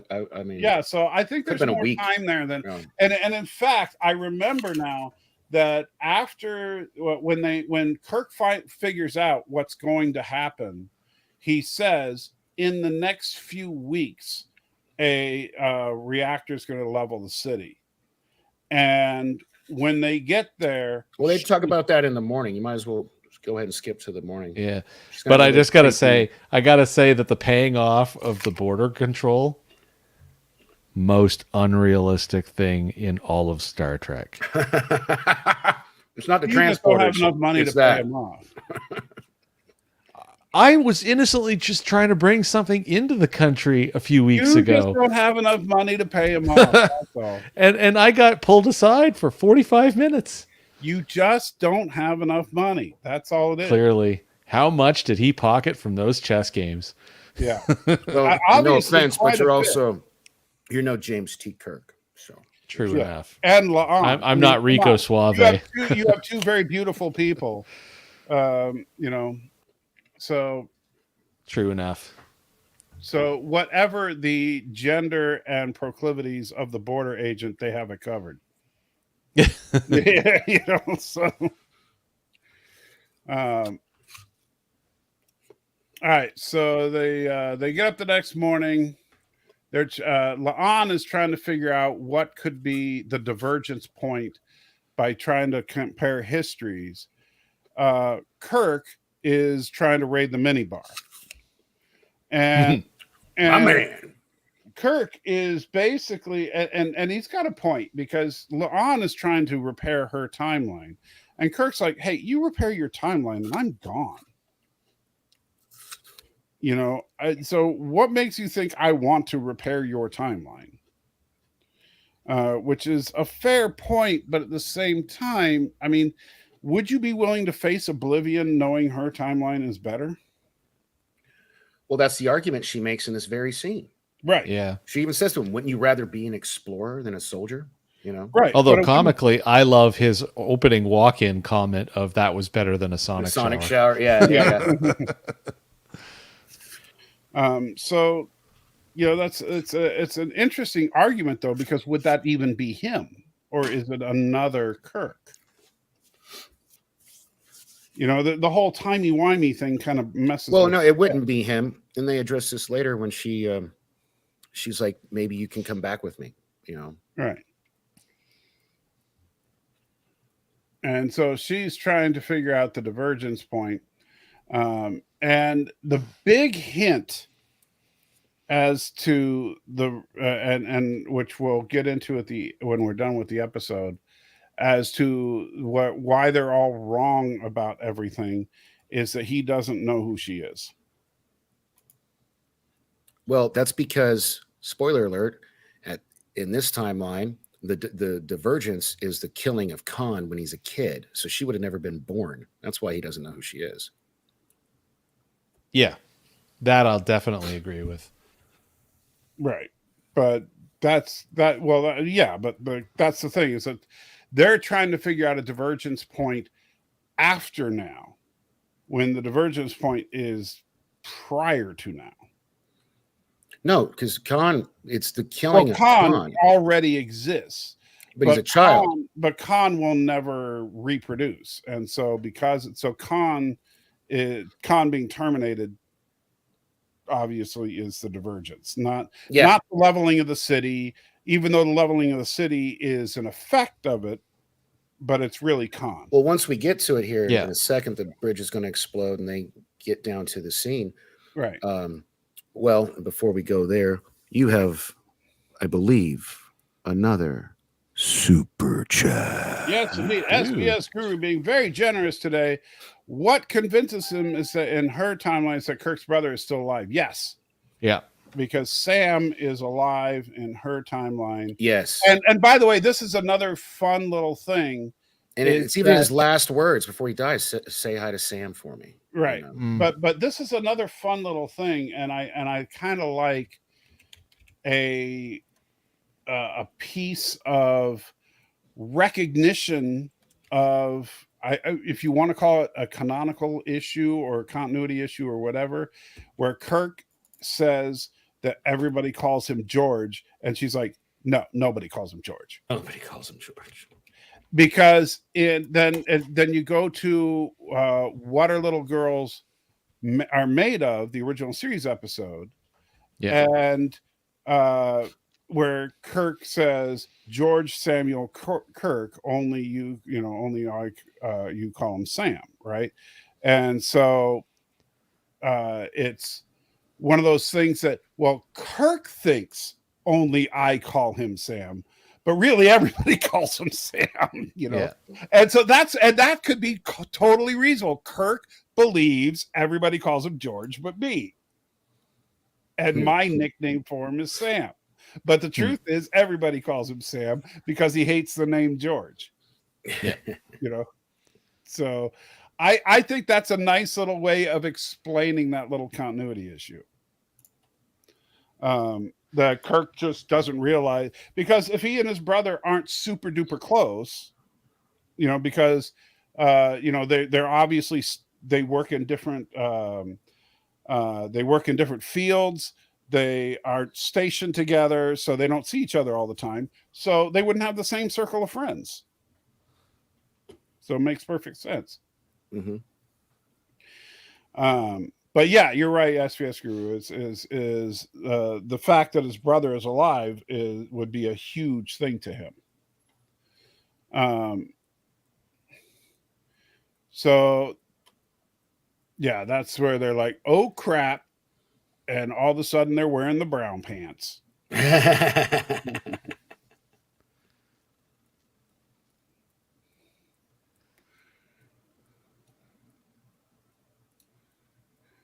And so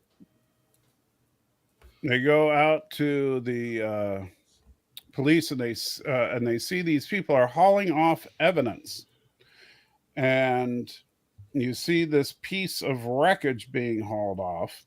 Now, I didn't have a chance because I was at the doctor's all day today, getting infused with a bunch of immune system suppressant garbage. So I didn't get, I wanted to rewatch episode 1 of the season to see if any of the wreckage from the photonic accident in episode 1 had charring similar to this. Oh, yeah. To see if there was a little bit of continuity there, because she said she'd seen it before and that it was photonic charring. And I think it would have been very interesting if they showed this in episode 1 to kind of set this up. Right. And no, Chief Cook, the only reason you think Kirk and George are twins is because William Shatner played George Right. in the original series. Yeah. Well, he played George's body. Yeah. His dead body. Yeah. It was with just a William mustache. Shatner with a fake mustache. You know? Yeah. Yeah. And fake gray in his hair. Which he wouldn't have had the fake gray in his hair if they were twins. Right. Just saying. And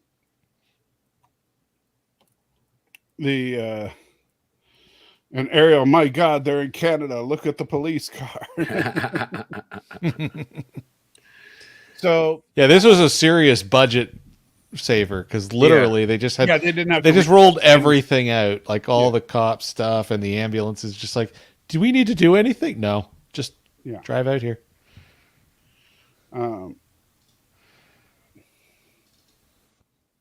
Didn't have to change the livery or anything. Yep. And so they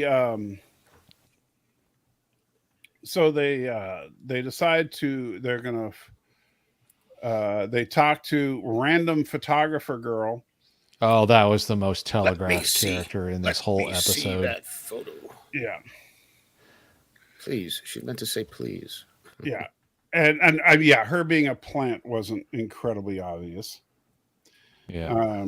I mean, granted, I figured when we first saw her that she was intentionally there, but didn't know exactly what her deal was. Only that she was intentionally there.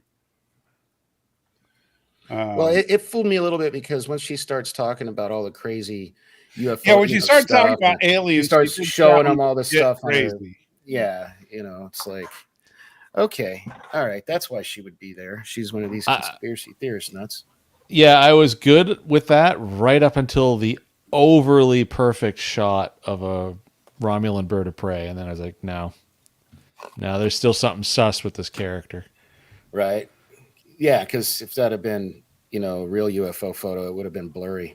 Exactly. It would have had all kinds of motion blur. Yeah, I'm surprised they didn't blur up that Romulan picture. That was a little too clear. So that's not a real bridge, right? No. That's totally CG. Yeah, there's no point. Yeah, there's no point to cross that lake there, and to say nothing of right. But if I'm you just think saying, it felt like a weird angle of an actual bridge. No, there's nothing along there except for the harbor airport and the set that was used. Well, it's not a set, but the old Ontario place that's abandoned right now. Yeah, I wonder if that's a model or if it's CG. It's probably CG. Well, I don't know. We got our Canadian up here. We can send him down. He'd be our man. It could be a forced perspective model. Because remember, they fooled us with the Gorn. We thought the Gorn were CG and they were puppets. No, right. Stan Lee, the bridge that goes across the tip of the lake on the west end by Hamilton is an ugly thing. It's not nearly as pretty as that. Anyway, and you have another super chat. Mr. Thomas Potts, thank you so much. Says they should have traveled back to the 70s when Khan would have been a kid, and the target was Dr. Jason Sung, played by Brent Spiner. Yeah, they could have had him look like a 70s throwback, like with a 70s stash and like a 70s porn stash kind of thing. In the mullet, Yeah. The 70s mullet, Hey, man. It's 420, dude. Oh, man, that would have been bad. Oh, they should build a bridge from Toronto to Hamilton. Yeah, it's called the Queen Elizabeth Highway. Stan Lee knows exactly what I'm talking about when I say that. So,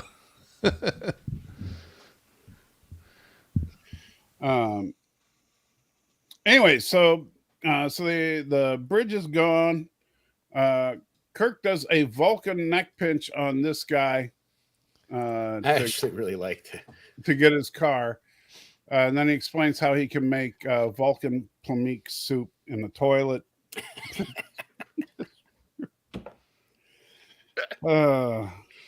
So not just toilet wine, folks, but toilet Vulcan Plumik soup. Wow. That's a new one. Yeah. And then we get the scene that I showed at the beginning of this live stream.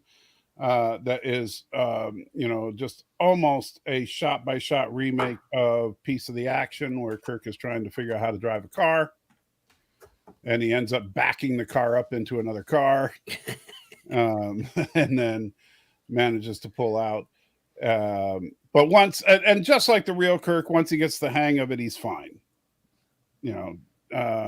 Except that the real Kirk, because he was driving a Model T kind of car, like, with a crappy old manual transmission, was still. Well, yeah. Hey, I'm just glad they didn't play Sabotage during this part. That would have really. Yeah. I'll bet you the only reason they didn't when he hit reverse was because they couldn't license it.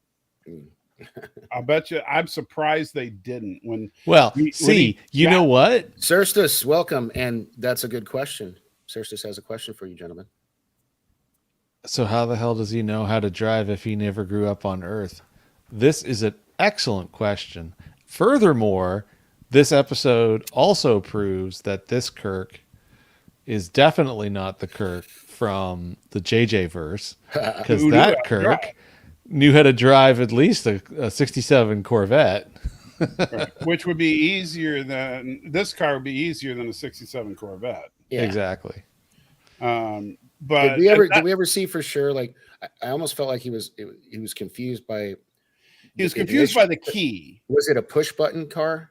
Was it one of those? That model would definitely be a push button. Okay, so he probably would have been wondering what's going on. Yeah. This car, I mean, that's the thing. This car would be pretty easy to drive once you got the basic controls now. Yeah. But man, if you don't know what PRND is, you're not getting that car out of park. Yeah. But notice, like, the first thing he does, as is common in every movie trope and everything, is put it in reverse and crash into something. Yeah. And then once he figures it out, okay, first he sputters and stuff, and then he's got it, and fine. I'm okay with that. I kind of was too. I mean, like, if he'd have got in and just drove perfectly from the get-go, then I'd probably complain. Although there is a little bit later, he does a move I've tried. When he starts doing the crazy maneuvers, I'm like, wow, he's a pretty good driver for someone who's his first time ever driving. Yeah, he's doing power slides and J turns just like it's nothing. Yeah. Now, I did like the little banter with him and La'an here when he's like about his middle name. When he says discreet is my middle name, she's like, your middle name is Insanity, Tiberius, really? And she's like, what's your brother's name? Was it Sam Augustus, whatever? Yeah. He goes, no, Sam is his middle name. Everybody calls him George. That was fun. And then we also find out that apparently Tiberius, he was named after his grandfather, whose name was Tiberius. Which that is in Star Trek 2009. That was that whole bit about let's name him after your father, and he's like, "What, Tiberius? Are you kidding? No, that's horrible. Let's name him after your dad. Let's call him Jim." Yeah. So his grandfather on his mom's side is Jim. His grandfather on his dad's side was Tiberius. I also like the gag where he gets the name wrong. He calls her Lon, Nooney, and Soong. Yeah, which is actually Soong is the creator of. So nice little touch there, which I think is going to come into play eventually. I don't think Brent Spiner is quite done. All right, so then Kirk starts doing his crazy maneuvers when the van takes off, but this is where we get the first. You're glossing over this, and I don't want to. After he makes that joke, she gets really serious, and she kind of opens up where she's like, "I can't believe you don't know." Yeah, you haven't heard of me. Yeah, like And they said, "What are you famous?" And she said, "Infamous." infamous, more like it. Yeah. And I think that's You're important. a family of axe murderers, and she goes, "No, we didn't use These axes." axes. Yeah. Yeah. And that Like- should have been, and I'm kind of disappointed, and it's one of those things where it's like, make your smart characters smart. You know, these are two smart people. These aren't dummies. And this was another scene where they played the contemporary music. I'm glad I didn't, because I ended up loving the episode. I almost tweeted, like, this isn't Star Trek. What is this bullshit music I'm listening to? But because it was bugging me. It didn't bother me here because it was a car chase, and that it didn't bother me. It just, I don't know. Anytime they use contemporary music in Star Trek, for some reason, it just I don't hate like it, but at the same time, that's the least of my problems with this episode. But what I was going to say is what bothered me more was that you have two smart people, you know, Kirk and La'an, and she realizes he's never heard of her, and at least never heard of Noonien Singh. Right. So much that he got the name wrong. And so it's like, wait a minute, that's the divergence. Figure it out, people. Here's the thing. You know, I think she's thinking more. I get why you would say that, but I don't think she's thinking about that, because now she's all wrapped up in, man, this really hot guy who I'm attracted to, and apparently did some snooping on, because she even says, I read your personnel file. Is starting, you know, sees her for her. And I see, like, you can kind of see her falling for this guy, you know, like, you see it happening. You guys are always complaining, show, don't tell. I mean, this is where they're showing us. I think they do a good job with the romance end of it. Yeah. I don't have any complaints. In fact, I like the fact that this felt like a classic Kirk romance. Yeah. Yeah, it really did. Except the only way it didn't feel like a classic Kirk romance is that Kirk dies. You know, well, no, and I'm going to explain when we get to that part. I'm going to explain why I actually disagree with that. I actually think it feeds perfectly into it, because of the decision. Well, I'm not saying Kirk wouldn't do what he did. I'm just saying that's, you know, obviously Kirk usually, you know, gets. Oh, you mean like a classic TOS Kirk and the lady? Yeah.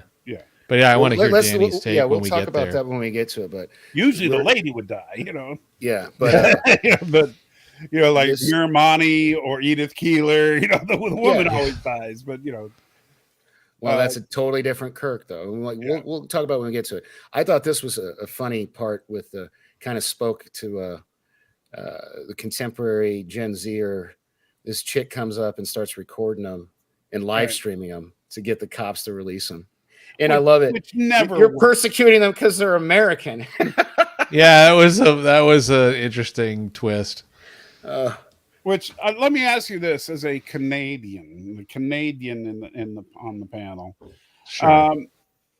Do Canadians have the right to record police? Yeah, there's zero expectation of privacy as soon as you walk outside, including for police matters. Okay, the only thing you have, it's the same. States, you do have the right to record police yeah. in action, but I didn't know about in Canada. So yeah, functionally, because both countries are based on British common law. Yeah, you're pretty much, unless you're interfering with the police officer's duties, you can record till you're blue in the face. You could argue she was, because she engaged them. Yeah, but only at a distance and only verbally. That's fine. Yeah.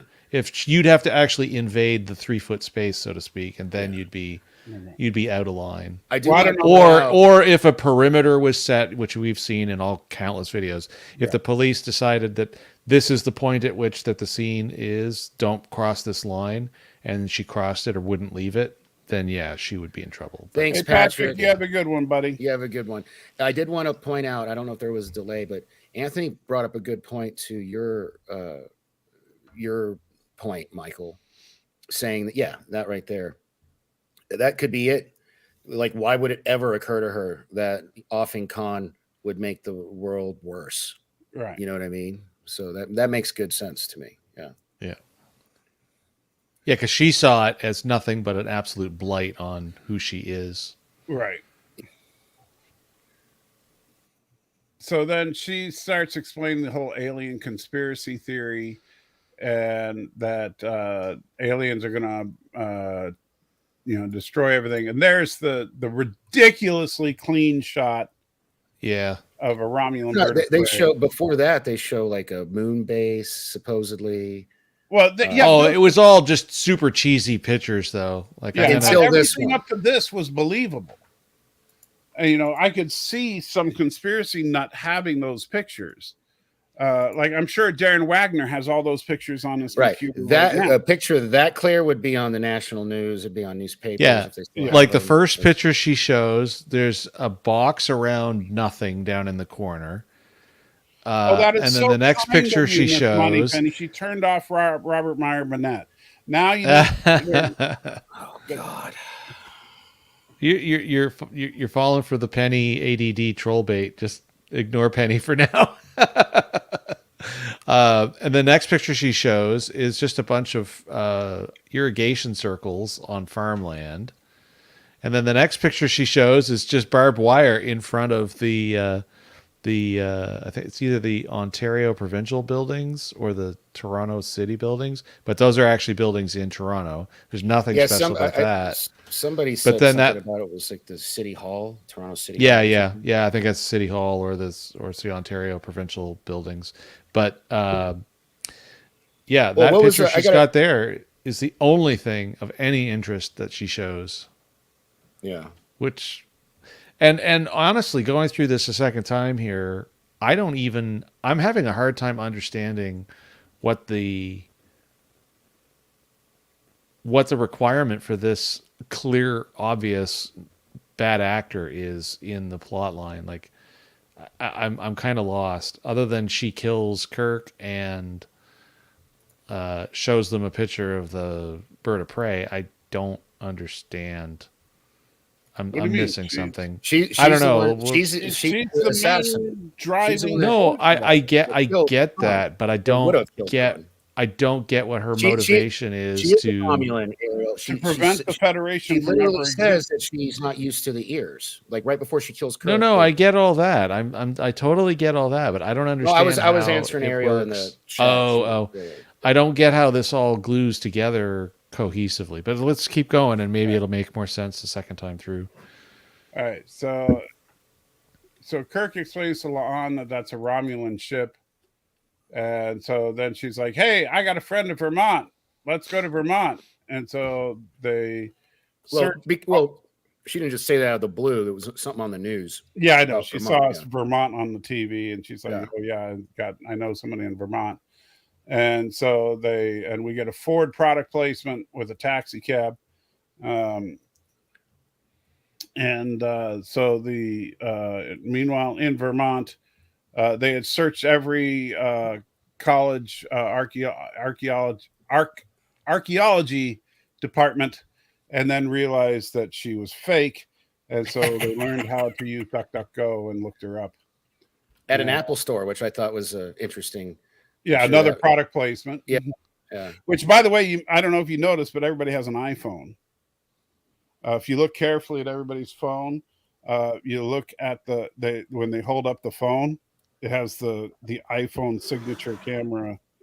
Oh, yeah. They all have iPhones.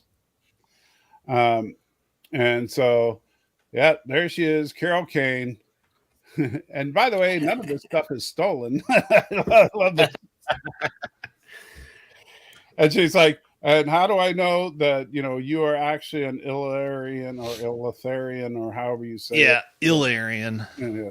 And how do I know that you stole that from the Louvre and, blah, blah, blah.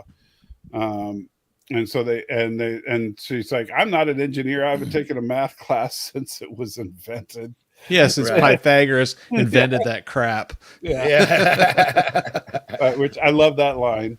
Yeah. But even though she doesn't know anything about math, she does figure out that if they're trying to track down a nuclear reactor, they could do it by using a deep sea diving launch because they use radioactive isotopes on the hands. Which is true, by the way. Deep sea diving launches do have radioactive isotopes on the hands. So I don't know if they would actually react being close to a, Yeah, but it sounds good. Come on. Yeah. Come on. Suspend disbelief. Yeah. So. No, so they didn't take the cab from Vermont to Toronto. There was a line of dialogue where they say they took buses and train and a couple cabs. Yeah. And they had to bribe the border patrol. And by the way, I know this is stupid, but one of those little things that just bugged me. Look at the fizz on her beer. Yeah, it changes between shots. It well, pisses me off when the content people miss stuff like that, because in one shot it's overflowing from the beer, and then they cut immediately to like if you watch. Let's see. I'm letting it. Oh yeah, they're all like it's all down. The head's all gone. Yeah, and it's like one shot immediately cuts to another shot where it's like her holding it with it high, and then cuts to another shot of her holding it with it low. See, this is why they just need to fill everything with just water and be done with it. Yeah. It'd be like poor buddy that played, I can't remember the character's name. I think they were on DS9, the guy who was always drinking Canar. Yeah. If you actually watch interviews with him, he said that he got so sick of that because it was like some weird kind of sugar water. And it just drove him nuts having to drink that constantly, doing reshoots of scenes and stuff. So like, right here, it's overflowing again. Let's see if I can. And then right there, it's not. Yeah. You see, it cut from one shot where it's overflowing to immediately it's not. Oh, even if you I let it play, and even with the pull away shot before we even get to that right there, it's the head's already gone off the bottle, so it's horribly done continuity on the beer. What they should do is they should have flat beer so that there's no head on it, so that you don't have to worry about it. Yeah. But anyway, if they're going to bother with beer, and there, look, it's overflowing again. Shot out of order. Yes. And so they take the watch and they take the face off, and she's like, okay, cool, let's go back. And so now it's who knows how many days later. So we'll say a week, so that this is actually where the axe murder conversation goes on, by the way. Right. Yes. But we'll say it's a week later, because that way Jason can be happy with the love. All right. If we keep adding time, it's actually going the other way. I'm starting to get a little less annoyed with this they episode. did go on a road trip. They did explain that they had to search around Vermont. He did say, I guess, with the runtime, had weeks between the time that they started and the time the bomb was going to go off. Okay, let's put it this way. We've been doing a ton of Battlestar watching. Yes. Battlestar in 42 minutes has more density than most episodes of Star Trek have since 2009. Well, man, you're also talking about like Battlestar. I'm not. Battlestar is the most tightly written show ever. But I think it kind of annoys me with this is they could have taken some of those things, Mike, that you said they should have cut down. Yes. And they could have just removed them and replaced them with scenes that continued to expand their interaction, their relationship. Oh, I agree totally. That's what I'm saying. I would have preferred to actually see them interacting in different scenarios, like getting on the train, and the border thing would have been hilarious. Right, to see them bluff their way through the border guard. Yes. Yeah. I would have rather see them spend time on the border than letting that. I was going to think about Kirk and the Spock automatic rice picker scene from City on the Edge of Forever. Yeah. They could have had their version of that with the Border Patrol. Yeah. They could have invested that time into those types of things instead of quite the way they set it up in this. Right. Like if La'an explained a little bit to Kirk about her being an augment, and then at the Border Patrol, Kirk could have explained that she was a champion bodybuilder. And then the guy would be like, what? And he goes, no, really, check this out. And then have her like pick him up, you know? Yeah, something something goofy, but Yeah. I just think if there had been just a few more things with them Yeah, that weren't agree, long played out, like they had a ton of space to work with, and they obviously had enough budget here that they could have just shot B-roll practically because they're just walking around Toronto. No, they could have done something better with this. I totally agree with you, and that's where the frustration part comes in with this episode, because I thought they did some things really great. Like I think this was La'an's best episode. Yeah. As a character piece for La'an, she grew more in this episode than in the entire first season.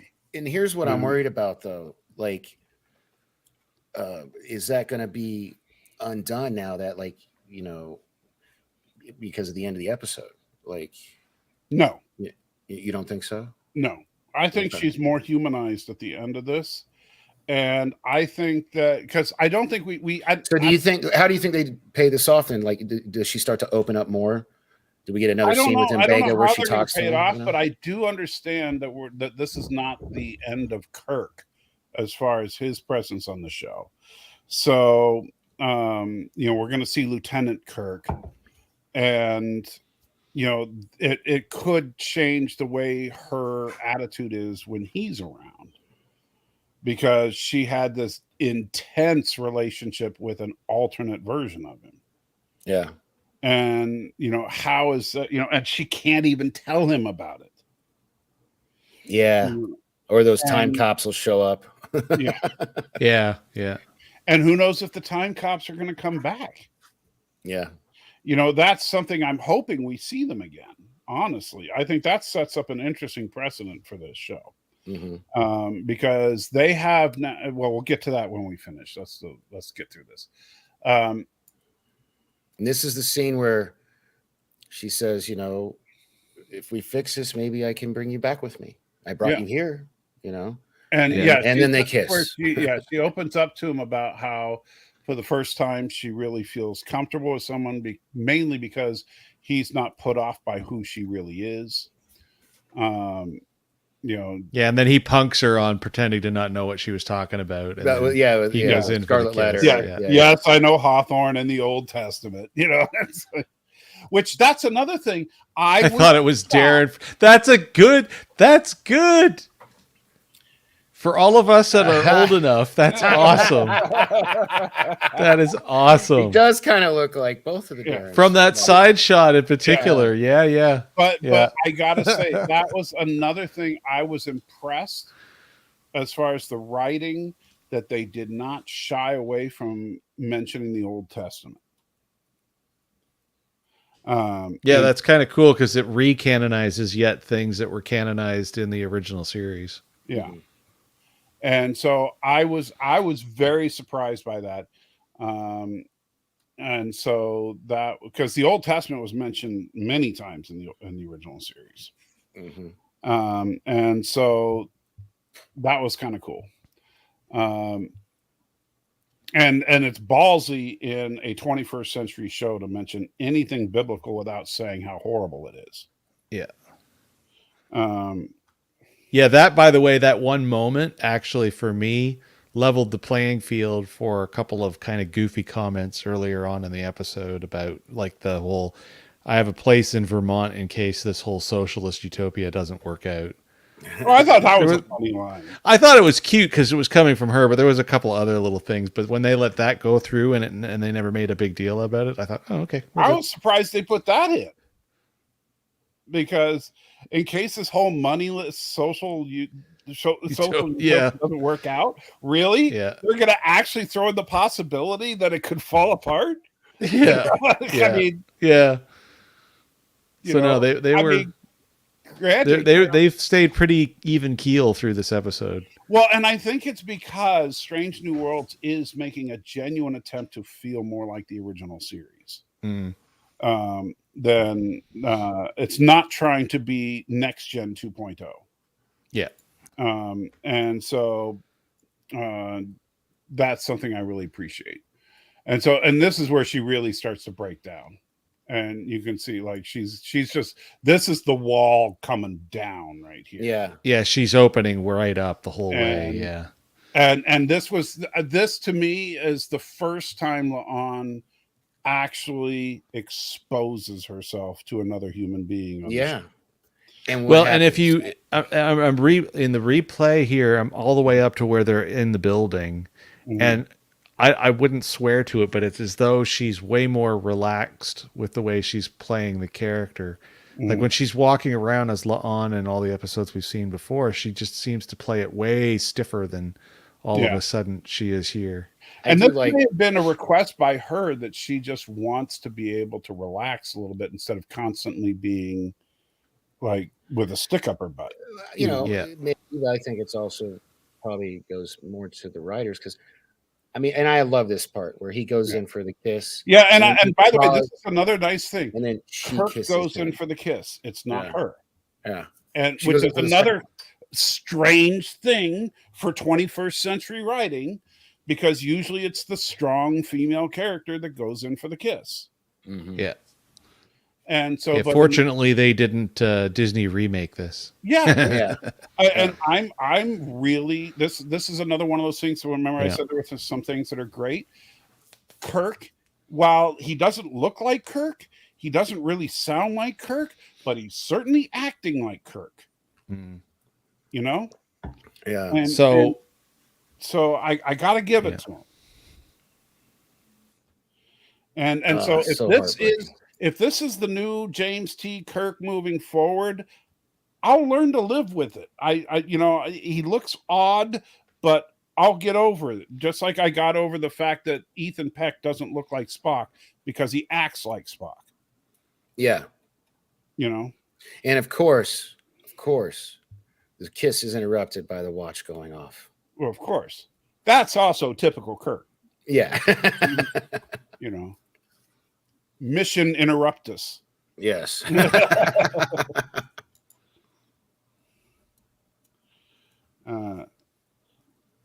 Wow. Why is your mom's now obsessing over Darren being gay in real life? I don't think she's obsessing. She was just communicating with others. I don't think they both were. I thought just one of them was the one that died of AIDS. Didn't the first Darren die of AIDS, or was it cancer? I don't remember. Yeah. Anyway, I know the first Darren died. Well, they're both dead by now, I'm sure. Anyway, so the watch art's glowing. And so they're like, well, guess we got a mission to do. Guess so. Let's do it. And so they go into the building and they see someone using a hand scanner to get in. And so they figure they're going to have to figure out a way into the door. Yeah, like how Kirk's like, okay, we'll wait here. We'll jump somebody, knock him out and use their hand. Yeah, typical Kirk planning, and then she's like, well, and it's funny because it's the opposite. This is another thing you could argue that they borrowed, they kind of lifted from Star Trek 4, only flipped it, where Spock was like, okay, so I think that we'll find the whales by making use of this map, and we'll triangulate the location of the whales. And then Kirk's like, or we'll just go to the Cetacean Institute and find the whales. They're named George and Gracie. And he's like, how do you know that? And he's like, simple logic. Yeah. And so it's kind of like that, where she's just like, she sees the wall, the name on the wall. Yeah. Or maybe it's just because my name's on the door, Yeah. And so she tries the thing and it opens it up, and guess who's here? Surprise, surprise.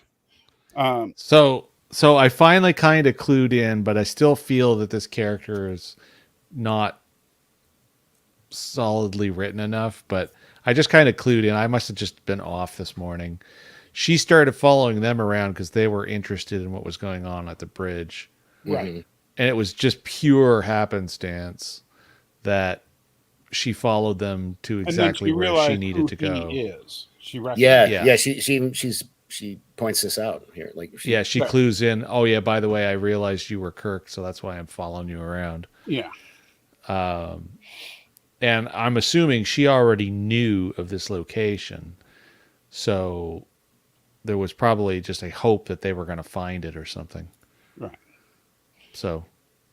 And so a couple of things here. And by the way, I know some people will say, "Oh, well, this breaks canon because they say that no one ever saw a Romulan."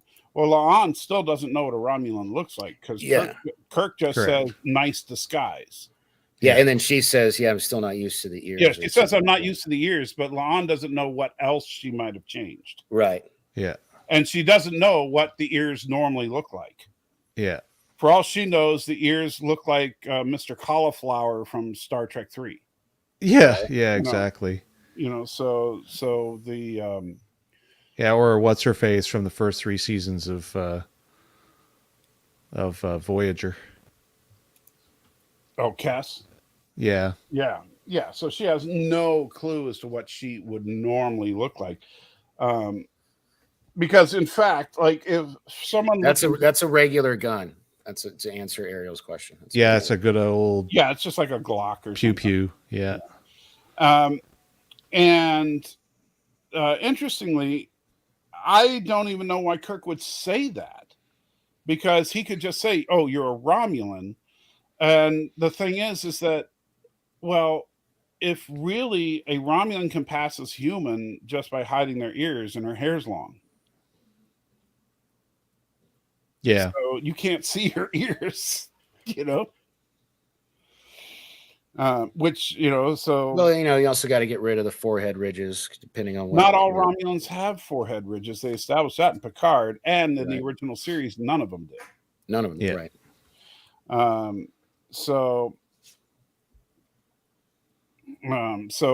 We find out, of course, that that's a regional thing. That I can't remember if it's northern or southern Romulans have the ridges, so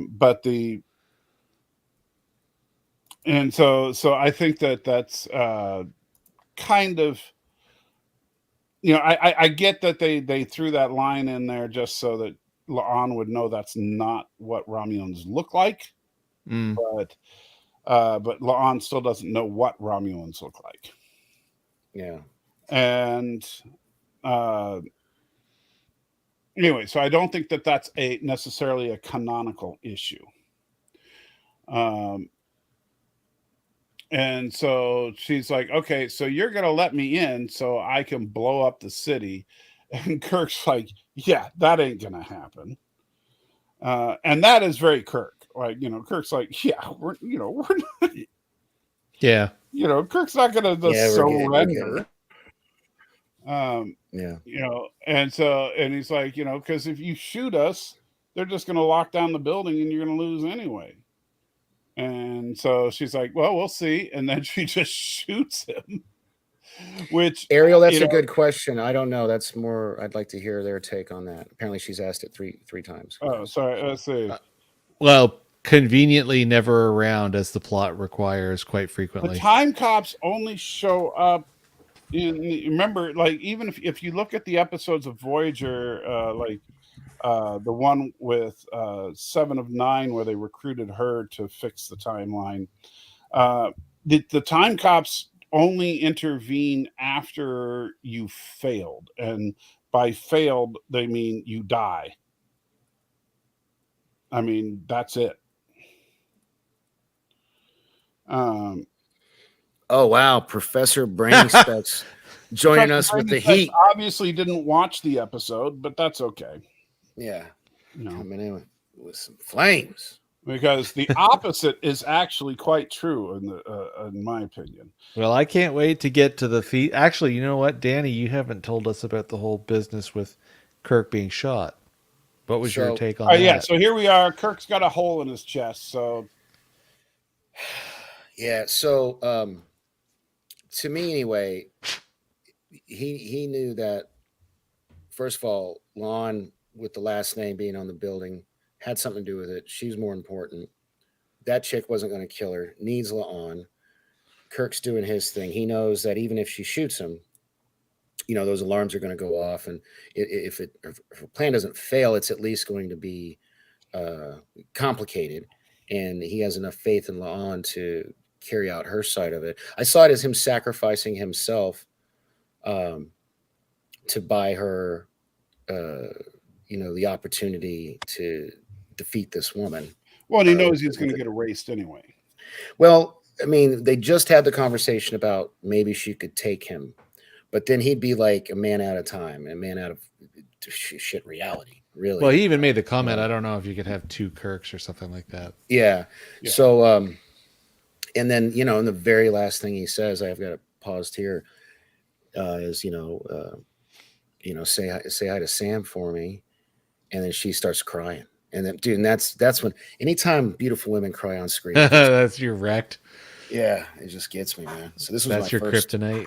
Yeah. And Kirk has a pretty good death here. And this is a way better death scene than fracking Generations. That's for damn sure. Oh, yeah. So. Yeah. Oh my. Yeah. Yeah, and look at her like. So she forces Lon in, and she's manhandling her, guys. Yeah. Yeah, and so this is the thing. Like, people talking about how, well, I thought Romulans were supposed to be strong. La'an is a freaking augment, and this chick is handling her like she's a rag doll. Yeah. And so I don't know what people are talking about here, because look at this. She is dragging her down the hallway and forcing her down the hallway. Yeah, this Kirk died. That's a bit of a stretch, Thomas. I don't know. Come on. If he'd have died right after the bridge explosion, then he should have been on the bridge when it blew up. Yeah, there you go. Yeah. Anyway, so they go to little baby Khan's room. Now this is where I start to get pissed. Okay, so here's where Khan should be at least a decade older, at least. And actually, no, because we've this is no. He should be. He should be like 40 years old by now. Okay, yeah. Okay, so hold on. You're getting your timelines confused, and I understand why. So you're thinking Ricardo Montalban, right? Yes. Yeah. Ricardo. So keep in mind, Ricardo Montalban's Khan was the age that Ricardo Montalban was in Space Seed, right? In 1996. Yes. So keep that in mind. Yes. Okay. Which means that he ruled over most of Earth for the 4 previous years. Oh, hold on a second, and we got Super Chat. I don't think La'an has any superhuman strength. She lost against Una. She even lost against the Doctor in this episode. No, the Doctor even said he used her strength against her. That was She is stronger than the Doctor. She is definitely an augment. See, I'm agreeing. And with in Thomas, fact, which is rare. You need to in the last this. episode, in the court-martial episode, she asked her straight up if she had augment abilities, and she said yes. So the lawyer asked her. Yes. Look at what Thomas is saying. Khan is supposed to be frozen in space right now. No. Okay, so let me both timelines, not just don't show that. Right. But that's a whole other thing. I'm not talking about that. I'm talking about the prime timeline. Right. So let me go back to what I was saying before the super chat. And thank you again, SVS Guru. I do truly appreciate it. But so Khan, the Ricardo Montalban version, the original Khan from original prime timeline. Yes. So TOS William Shatner timeline. Yes. So that Khan would have been, I don't know how old Ricardo. He was only in his early to mid 40s.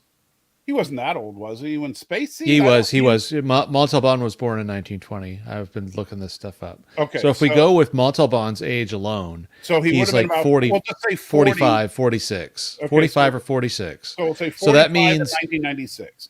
Now this takes place somewhere around 20. I'm going to guess about 2035. Yeah, so we're talking another 40. He should be an old gray-haired man by now. He should be frozen in space. No. Well, also that, hold yes. on. There's more to the story than you're thinking. Okay, please. Okay. This is the only issue I have with this episode. Yes, I know, but Okay. you have to pay very close attention to what she says, and you guys have the dialogue in front of you, so and you may have to rewind. I still have it paused on crying over Kirk's dead body. Okay. I'm all the way up to the discussion about this, so if we need it, so you let bear me with know. me before you read through it, so that you can kind of let me explain my perspective on it, and then you can look at the dialogue and tell me if you think I'm nuts. Okay. So my take on what she said is a couple of things happen. She arrived in because she's a time bandit, for lack of a time assassin. Sure. Well, Yeah. as long as she has that thing, she's also not affected by. She No. We're talking about the Romulan. The Romulan's been there Romulan. since the at least Romulan is a 1992. time assassin. Yeah. So okay, she's yeah. been stuck Her there for mission- decades. Her she said 30 mission, years. her primary mission was to assassinate Khan. Mhm. She arrived in 1992. She says that in dialogue. Yeah. She was. That should have this been was- the beginning of the eugenics wars, or the this, end of the this eugenics was wars. before Khan launched. So, based on what she says, I think she was successful in stopping Khan from launching in 1996. I think that Khan died. Now, this caused the original divergence in the timeline. This is where my new triple timeline theory is coming from. Oh, okay. All right. Maybe a So little sneak this peek, causes the original divergence in the timeline. So the original TOS timeline, she doesn't appear. When she appears, she creates a new alternate timeline in which Khan is assassinated. Then who's this Khan? But then This Khan, hold on, bear with me, because here comes the punchline. This Khan is the creation of Dr. Sung from Picard season 2, who got the genetic data that we saw in the last episode of Picard season 2. which I refuse to watch, so I know nothing about this. Okay, so explain it for him then. In the very last episode of Picard season 2, Dr. Sung, who was working on making the perfect synthetic human in the year 2024, and he was trying to do these experiments, and he kept failing because he was trying to create an artificial person, a clone. He's basically trying to save his daughter, right? Yeah, he's trying to clone his daughter and he kept failing over and over and over. And so the very last episode, you see him, he gets this file folder, and the file folder is dated 1996, and it says Project Khan. Super chat. And so it says, I think when the Romulan initially traveled back in time to kill Khan, the timeline was already altered, and there was no Khan yet for her to kill. No, I think she killed Khan, but I think the genetic data was preserved. Dr. Soong got the genetic data. Made another Khan. Made another Khan. Not just Khan, but like he did in the Enterprise, made another group of right. kids, But he they showed made that this picture. Khan in 2024, so that in 2035, Khan is a little boy. Okay. And that Khan is the great grandfather of La'an. Which episode of season 2? That's the last episode final of season episode. 2 of Picard. When does it happen? Towards It the happens- very end. Yeah. This is when they're Look trying to for Brent Spiner sitting down and looking at some files. Yeah, and this Okay, is the very end, he's back at the vineyard. No, go look before Brent that. So Spiner. Look Brent- for yeah. Brent Spiner, not Captain 'Cause Picard. if I remember Yeah, but that's correctly, not they the go end. back Then. in That's time. like way Well, before. wherever the last time we see. Yeah. They go back in that season, Jason. They go back in time because Jean-Luc, an ancestor of Picard's, is in the space program. Yeah, I know some of those beats. Yeah. Okay, wait a minute. I see Spiner. He's at a place. He's watching them launch. I just want to. He finds. Okay, there we go. I see it. He finds the stuff in the drawer. Yeah, he opens the drawer, and confidential, and then it just says, "Come on, show me the top of the thing." So it's like Operation Khan or something like Project Khan. I that. believe. Project Khan, yeah. Yeah, Project Con Confidential, June 7th, 1996. Okay, so let's keep going. All right. So you've got this. This is your So tie-in here. so this con is the direct creation of Dr. Soong from Picard season 2. Professor Brainy Specs with the dad joke. This is one convoluted mess. And so I think that's what they're going for. And I'm okay with it because it does a couple of things. It establishes that this is an alternate timeline. And How? because it's not the timeline where Khan launched in 1996. Okay. This is a different timeline. This is a timeline where Khan was assassinated before the launch. But doesn't this make this a fourth timeline, though? Well, this is ignoring. Kind of would be, yeah. Ignoring the Borg stuff.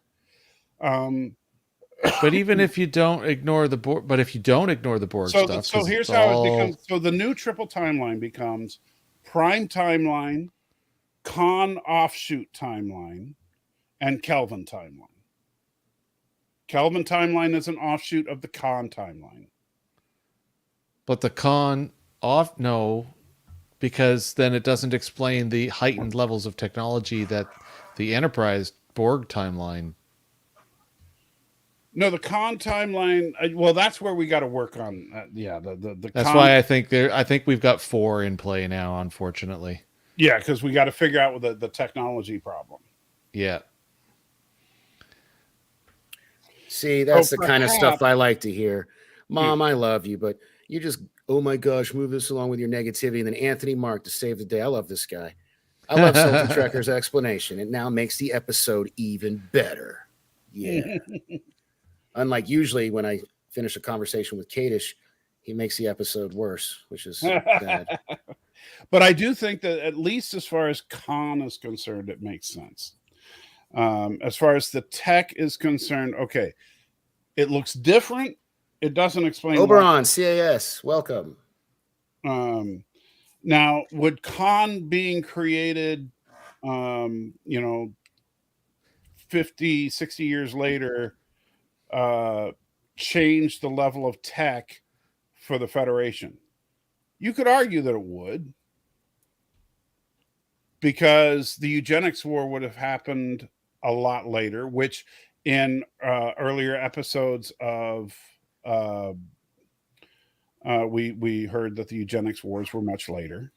So I love this. I love this comment because it just made me think. So Khan is Thanos? He's inevitable. In a way, yeah. Well, Inevitable. because we saw what happened to Khan doesn't happen. The Federation was wiped out by the Romulans. Yeah.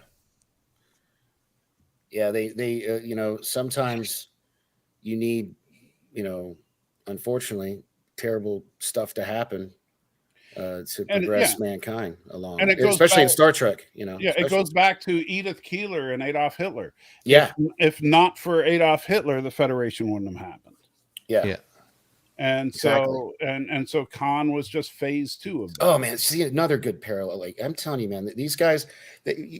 I know that this Saturday, I'm sure the salty nerds are going to shit all over this episode and blah blah blah and say they're not fans and because they hate Akiva Goldsman and the Alonso dude. But I don't know. To me, if this feels if like only Terry Metalis had made this episode, it would have been great. No, I mean, dude, to me, this episode was clearly. This episode was clearly made by fans. That's how I feel. I mean, because there's so many, or at least people did their damn homework. Actually, to a certain extent, legitimizes Picard season 2, which is an amazing feat. Okay, so Thomas keeps jumping in here. Thomas, the issue in Enterprise isn't that Starfleet has bigger technology; it's that everybody else around them is way more advanced than they should be. There's photon torpedoes. There's, Klingons with birds of prey and cloaking devices and all kinds of stuff. And the Vulcans are like triple timeline pimped right out. Yeah, the triple timeline does explain. Yeah, so I think the Romulans are just way too far ahead. So it's not about whether Starfleet is. A fourth line, possibly. Or what you could argue is that when the Enterprise, the Borg incursion happened in the Khan timeline. Okay. Because you know how, you know, things can timey-wimey stuff. You know, this is why I really like the Flash's explanation of time travel. It really does. The Flash's explanation of time travel makes no sense. It makes perfect sense because, like, It you don't have only to makes worry sense about all if this you know crap nothing because about the time. fulcrum point is the only constant, and it changes every. I'm not, you know, there's no way this don't. Star Trek Time ever doesn't do that. change backwards. Okay, never mind. I won't get into that conversation. I actually like the. I think it solves a lot of timey-wimey problems and a lot of time travel But if I change issues. my thought about something now, it doesn't change my past. That's the problem. We'll talk about that another time. But anyway, yeah. Well, we're already like right, but yeah, we're so far over now. Yeah, but I think that the idea there would be that if like when the Enterprise, when the Borg went back to assimilate Earth of the past, they ended up crossing over into the an alternate timeline, and they ended up going into the Khan timeline. So okay, so I cannot wait to see the video on this. Oh my god, sorry. So who? Or you yeah, could I know. Argue that the majority of Trek is in the Khan timeline because we've had multiple references in Berman era Trek of a later eugenics wars. Well, you got to But if understand. I this- don't watch Discovery, so I don't know about that. No, I'm not talking. No, about Berman, era aka is TNG like era. Voyager. Oh, I thought you were talking about Michael Burnham. Sorry. No. Berman, not Burnham. Oh, sorry. See, clean the wax out of my ears. So you could argue that TNG, DS9, Voyager, and Enterprise all take place in the same timeline as Strange New Worlds. Yeah. Maybe. I don't know. Okay, so something's still not. You're gonna have to settling do your right for Charlie me. Day board before you make this video, man. You're gonna have to, like, you know, I don't know. Yeah, there's going to have to be a whiteboard, and there's going to have to be twine and pins and Right. all of that. What we need to do is look up, and I'll need some help from some research on this. The tricky part is we're going to need to look up every reference in every series to the eugenics wars. Well, fortunately, Memory Alpha is extremely well done out, so it'll pretty much be the one-stop shop.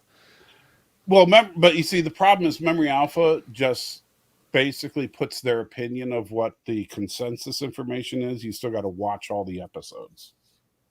Because Memory Alpha is very explicitly, specifically what happens in the episodes. There's no editorialization unless you go looking for it. Like when they list the events that happen, they list the events that happen. They chronologize everything in there. It's not like going to Wikipedia where people get into flame wars, because Wikipedia has turned into a bit of a fight. Right. Well, no, I know Memory Alpha is better than something like Wikipedia, but I'm just saying that sometimes Memory Alpha will just say it is a wiki. So sometimes people will update it with, you know, consensus information as opposed to just matter of fact, this is what happens in this episode, which is in direct conflict to what happens in this episode or something. And Thomas says you're growing a Santa beard. But yeah, there's something. It's my celibacy beard, guys. Come on now, get it right. There's something that's just not right that I think we're in for. I think if we're going to try to square the circle, we've got 4 lines going on. But because she talks about right in the scene that this was supposed to happen in 1992. She's been there for 30 years, which means she was not there in 1992, because they're way further ahead for 30 years. Because 30 years from 1992 is only 2022. Right, and they're definitely past 2022. Yeah. So yeah, something's not right. There's some more, you know, back of the napkin work needs to be done. Of course, that's assuming that she might have first arrived in 1992 or someone and then jumped ahead. Because if she was supposed to be there in 1992 to do this in 1992, then where did the other Khan go? Because again, the whole age issue going on right Well, the other here. Khan's dead. But who killed the other Khan? Well, either she did or another Romulan. Yeah, she says here, all of this was supposed to happen back in 1992, but I've been trapped here for 30 years trying to get my shot at him. So like something's already changed in the timeline. Yeah, that's why I think that she went at what should have been the right time. That's why I think this is a fourth line, and I don't think we're going to get good answers until we see more of this season. Assassinated Khan, maybe. And yeah, you might want to wait. Maybe watch the rest of this season before. Yeah, because I think you've got a good thread with the pull from season 2 Picard, but I think we need the rest of this season before we can start. Really, no, you cannot explain any of this because you don't even know who Edith Keeler is. I don't want to hear anything. Chief Cook's cut off from explaining. Yeah. So we're gonna have to definitely revisit this as the season goes on. Yeah, I think that there's definitely something there. But I do think that by the time all is said and done, by the time the season is over, dude, she's so good in this scene. There will be a new multi-timeline theory coming from my channel. Yeah. So I just want to. So she's doing some good acting right here. So it's maybe like a second after. I don't know why you hate this show so much because this is, maybe just you must ignore the trolls. But I do want to point this out. Like in this scene, you can still see the watery eyes from Kirk's death, and she's like, "My real name is La'an Noonien Singh. My ancestors Khan Noonien Singh, and his legacy is genocide, torture, and me." And just the delivery of that line is just like really, I don't know. Like she's really impressed me in this episode. Yeah, she really has. Yeah, this is the episode where she owns her legacy. Mm-hmm. And she kind of she becomes at peace with who she is. And Kirk is the one that helps her do it. Oh man. And so then we get the chick fight.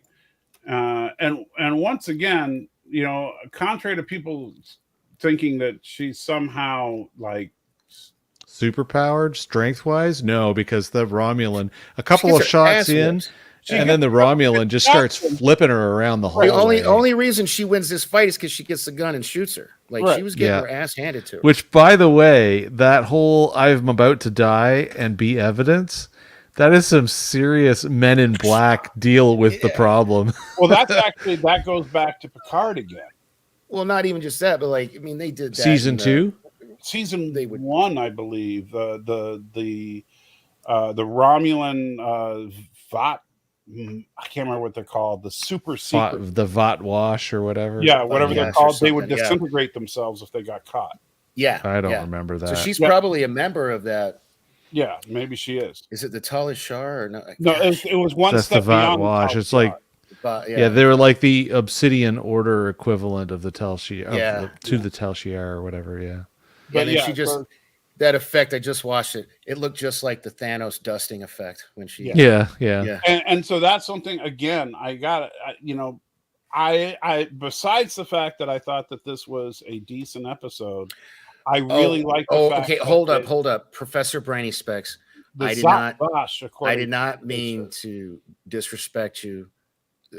I'm sorry. I apologize. I didn't mean it in a disrespectful way. Okay, I apologize. No, you're not a troll because for disagreeing. Can't imagine anyone actually hating the episode. I was just, it's just the derailing. We're already almost an hour over. I'll come up with a better word next time. I just said troll because they used the word troll earlier. I forgive my ignorance. I apologize. Nothing but respect for you, Mr. Brainy Specs. Professor Brainy, I'll tell you. There's a lot of times you and I agree on stuff, dude. Like we have on Twitter. I will say this: Professor Brainy Specs is a very smart guy, and I love him to death. But he absolutely despises pretty much. I would love to have, actually. Everything new track. I would love to have a panel where. Thank you, Professor Brainy Specs. I would love to have a panel where we have like someone like Professor Brainy Specs, in addition to like at least like one or two people who feel like he does. Right. And then maybe the three of us on a panel, and not argue and yell over each other, but like just have a thoughtful debate to try to see where the other side is coming from. Because right now I don't know enough about Professor Brainy Specs' opinions on Strange New World specifically. He and I believe, agreed a lot about Discovery. So that's not well, I don't know of any, and I hate to use the term because I know people argue the no true Scotsman fallacy, but I don't know of any real Star Trek fans that think that Discovery is a good show. Yeah. The only people that I know of that think Discovery is great are ideologues that like the political message. Well, the biggest slice of a lot of the stuff that Trekkies don't like that seems to still end up being popular would be the normies. Because much to your little exploration a year and a bit ago, Mike, Discovery got turned into CSI in space or NCIS in space. So, which is another CBS property. Yes. So the story beats matched up with what, the average person would be much more willing to put up with, regardless of it supposedly being in the Star Trek universe. Yeah. But yeah, I mean, it probably wouldn't be a bad idea to kind of, I do not secretly love Discovery. Yeah. To my cold death, Thomas. You just wait till I make them watch Discovery season 5. They are going to go crazy. Nope. They are just bad. Jason and Danny are going to absolutely lose their minds. Not going to happen. Hey, you know what? You committed to this show. Well, no, I mean, like you got both of us telling you we're not doing it. I mean, we got a whole lot of other. Look, there's a lot more other bad shows I'd rather watch. Yeah, and we could do all of those. Yeah, we could do Star Trek the animated series before I would actually before we do. Well, you know what's Discovery. All you guys saying that animated series is not canon.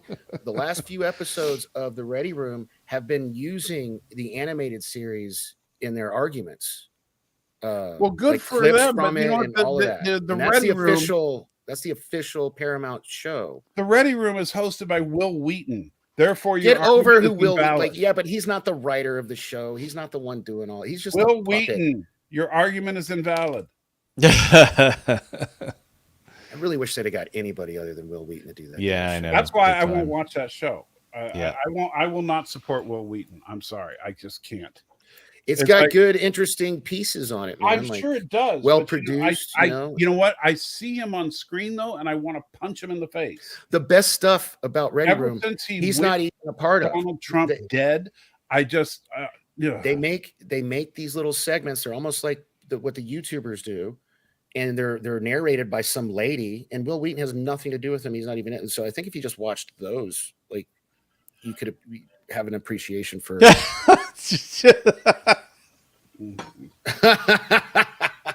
Yes, the animated shows are the idea timeline theory. Yes. Oh God. No, that's not a timeline. That's the cartoon universe. That's the multiverse theory. Prodigy. The animated series Prodigy and Lower Decks are all in one universe together. Yeah. Hey, look at that! You got to volunteer. My mom will watch Discovery with you. There you go. No. Jason and Danny have to watch it. Oh, heaven help me! It'll be fun. Look, first of all, everybody will enjoy watching us suffer. Oh, yeah, but I don't get paid enough for that. I don't get paid at all. I was gonna say. You know what? I don't know. Compensation is required. If the ratings go up enough, then compensation may happen. Yeah, well, they're gonna watch. People are gonna sign up for torture porn, aren't they? Yeah, exactly. I didn't watch any of the last season, and I didn't watch half of the season before that. So on top of being completely lost, or on top of it being garbage, I'll be completely lost. So I mean, I don't think it'll matter. Oh my god! All right, let's finish All up. right, let's get through this. Yeah. All right, so the Romulan gets shot. She disintegrates herself, and La'an's like, "Yeah, that's right. I killed you." And then there's little baby Khan. For the first Are time you gonna kill me? in the history of Trek, Khan is cast correctly. Are you gonna kill me? Yeah. Khan is worried that he's about to get, unalived. You know what bothers me about this scene? What? You skipped over it. She puts the gun down on his nightstand, tends to him, F's off, but leaves the gun there. Oh, I noticed that right away. That doesn't seem very responsible. Well, that Maybe way Khan she enables the rise of Khan. Yeah, right. Not just by saving his life, but because maybe he's a sly little devil already. Yeah.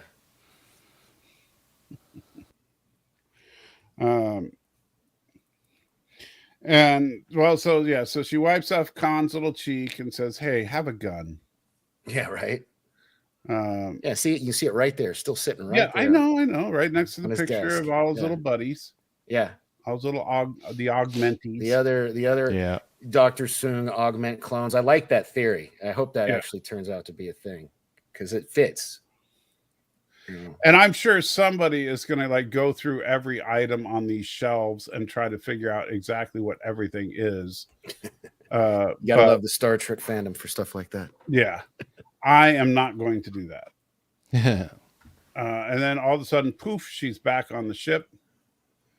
And Well, she pushes the button. well, yeah, Yeah. she touched the butt, and Yep. then she comes back onto the bridge, and of course, it's Pike, and the only shot in the entire episode to have Pike and Una.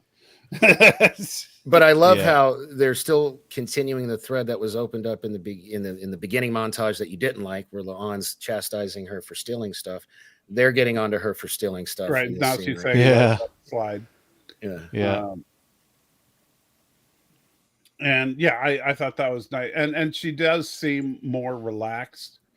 Although he's like, so you're out of uniform. Well, she kind of seemed almost disappointed that it wasn't Kirk. Also, is kind of what I felt there. Yeah. Like, but and she's like, yeah, I just need to check on something, and yeah, I'm out of here. I'm glad they did bring up the clothing. Like if they had just no sold that altogether, I'd have been like, oh, come on, man. Yeah. And then Time Cop. Oh man, just see you next Tuesday. Now I know Time Cops have got to be cold, but they're all pretty cold. Yeah, she is just heartless. And so, did you notice the reaction? God, we're going through this so fast because there's a lot of good.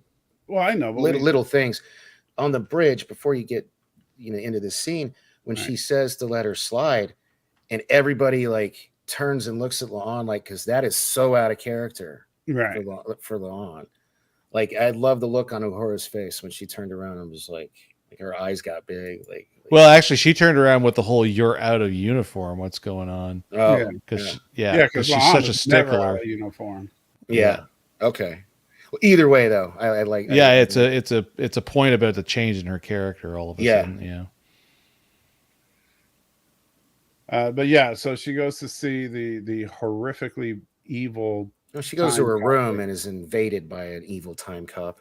Yeah. Yeah. Who's just like, yeah, I think that's mine. And by the way, you can't talk to anyone about what happened. Yeah. Ever. The Department of Temporal Investigations. That's what it was. Okay. Yeah. Interestingly enough, the thing that I actually care the most about in this closing scene with La'an is the fact that they zoom in on that watch. Yeah, that was a nice shot. I don't know what's going on with that watch, but if that turns into a Chekhov gun violation and they don't actually tie that back in somehow, I'll be annoyed because it makes me feel like there's a reason for them showing us that. So maybe this is the softy, hopeless romantic, over estrogen version of me. But I just thought that close up was because when they kissed, that's when the watch went off. And I thought it was more of a callback to like a keepsake of the first time she fell in love, kind of thing. Yeah, maybe. You think But it's gonna? well, I mean, And the there's the fact thing that from Voyager again, well, she got that from the new engineer, right? But Yeah. from several hundred years before, a few Right. hundred years before. So maybe there's, I don't know. I don't know. I just hope that there's something a little bit more interesting. I think what'll happen eventually is she'll talk to Pellin. Is that her name? The engineer. I do know it starts with a P. Yeah. Pelia or I something think, like that. I think she's going to come into her quarters at some point and says, "I remember that watch." Well, how would she if it's a different timeline though? But for them right there, it's not. Yeah, because she fixed the timeline. She fixed the timeline they're in. But the fixed timeline includes her going back in time and meeting her. Yeah, like there's no split or causality within this show. The issue that we're still trying to work out is what happened to original Khan, and why is little boy Scout Khan not going to break onto the scene until much later, which changes the entire evolutionary speed of how. But that's why how Starfleet not Star Trek. How Starfleet and the United Federation of Planets gets into play. Go back like 10 seconds, like when right after the Heartless. It's kind of hard. You know what? No, it's okay. It's while she's still talking. It's just I'm going back to this is a side of La'an we've never seen. This is a side of this actress we've never seen. The act like the where she's crying. She's like, I lost Kirk and I can't even talk to anybody about it. And like she's crying. It's just like we've not seen a La'an this vulnerable. This shot right here where she's just like she's wearing the watch and just yeah. I mean, and that's why I was trying to get to the so she calls Kirk, and then the very last scene is her just completely breaking down. Oh my god, yeah, and that got me, dude. Yeah, right look there. At that.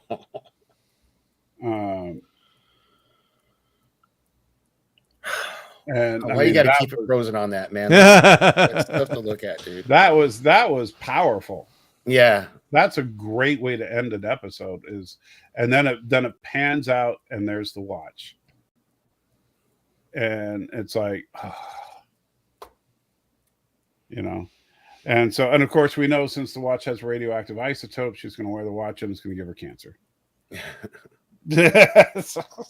Well, there's a problem with this, Ariel, in that you can't have that, because if Khan did his thing and then was killed, then he still would have done his thing. He still would have had his impact on the timeline. So here, and I even pointed it out.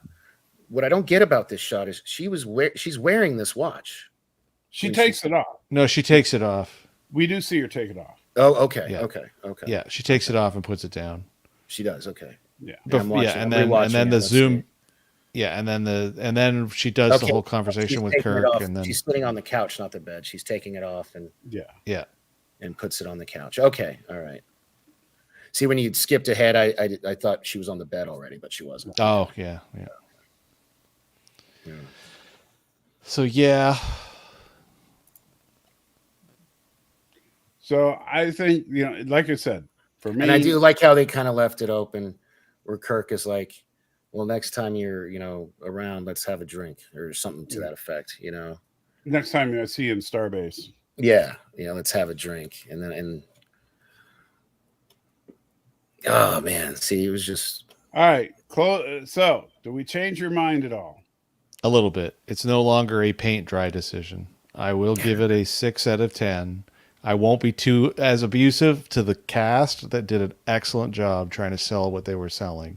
But it is definitely the weakest episode for me, other than last week's, which I was frustrated with because they had some both of these episodes. I will not back off on last week's because that was a bad set of writing decisions that were made to come up with a contrivance. Again, well acted, but that episode just bugged the life out of me. But this one, I'll bring it up to a 6.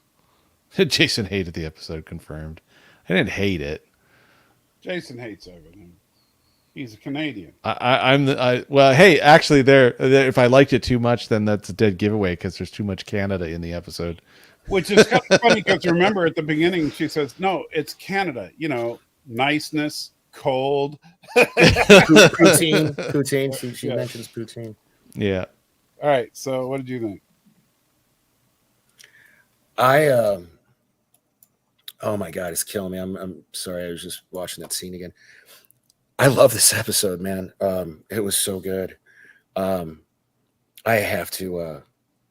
I gave last week's. I have to give this a 9. If I gave last week's an 8, I have to give this a 9. This is up there for me. This is their city on the edge of forever for me. This is my. It's funny. This is my favorite episode so far.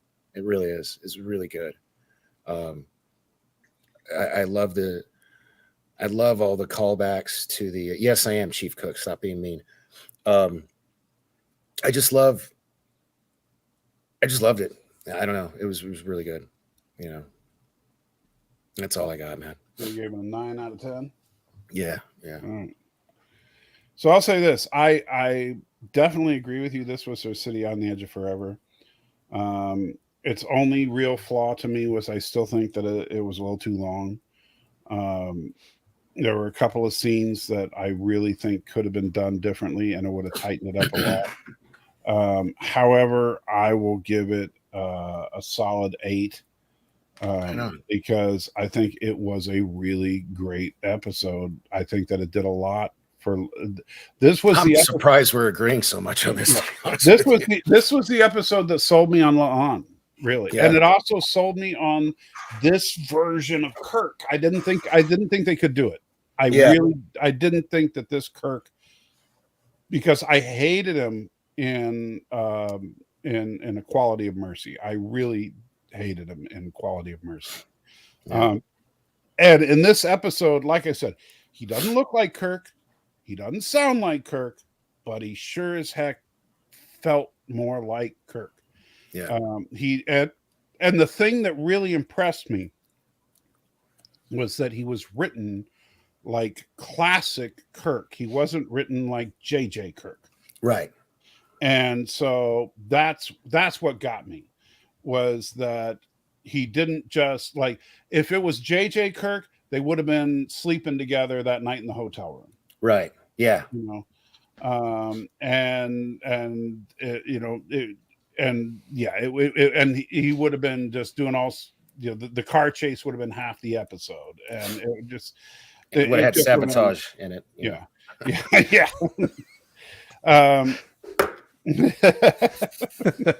at these goofball Americans. You gotta say it in your French accent. Yeah, it's really surprising that the one Canadian on the panel hates the Canadian episode. Right? I think it's just because they blew up a Canadian bridge, even though it was a fictional one. Yeah. Wow. Okay, now I know that's not really my mother. That's got to be. She only gave it a 5. 5? Yeah.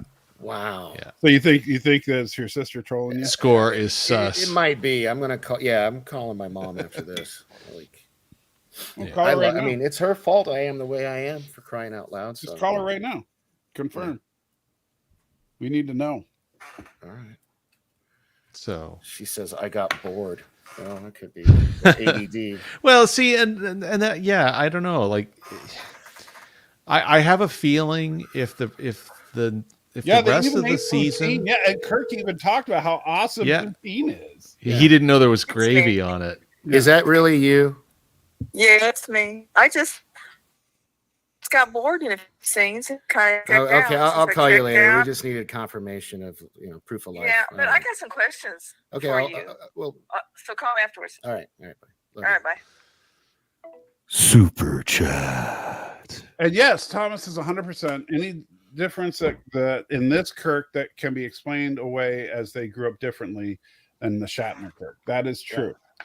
Now, the nice thing is that if my theory is true, as far as the con being the divergence of the timelines, and that there is still a significant divergence because Khan is now about 60 years later. Right. That means that we can still have a different Kirk and say that his life was just different. And that's because okay. everything is disturbed just enough in the timelining. Yeah. Yeah. Yeah. And the nice thing is that means that we don't have to follow everything exactly. We don't have to worry about Right, which is what I was saying earlier is probably a huge relief to the actor. I forget his name. and it also frees them up for like the Gorn incursion that they've been building up towards. Yeah. And stuff like and I'm very much relieved that they seem to be leaning into, yes, this is another timeline. If that is the case, Because I don't want to. thank you. I hope so. Because just for like little things, like I don't want to know the end of this story, and I don't want it to be Pike is in a wheelchair. You know what I mean? Just for like that's just one point. You know?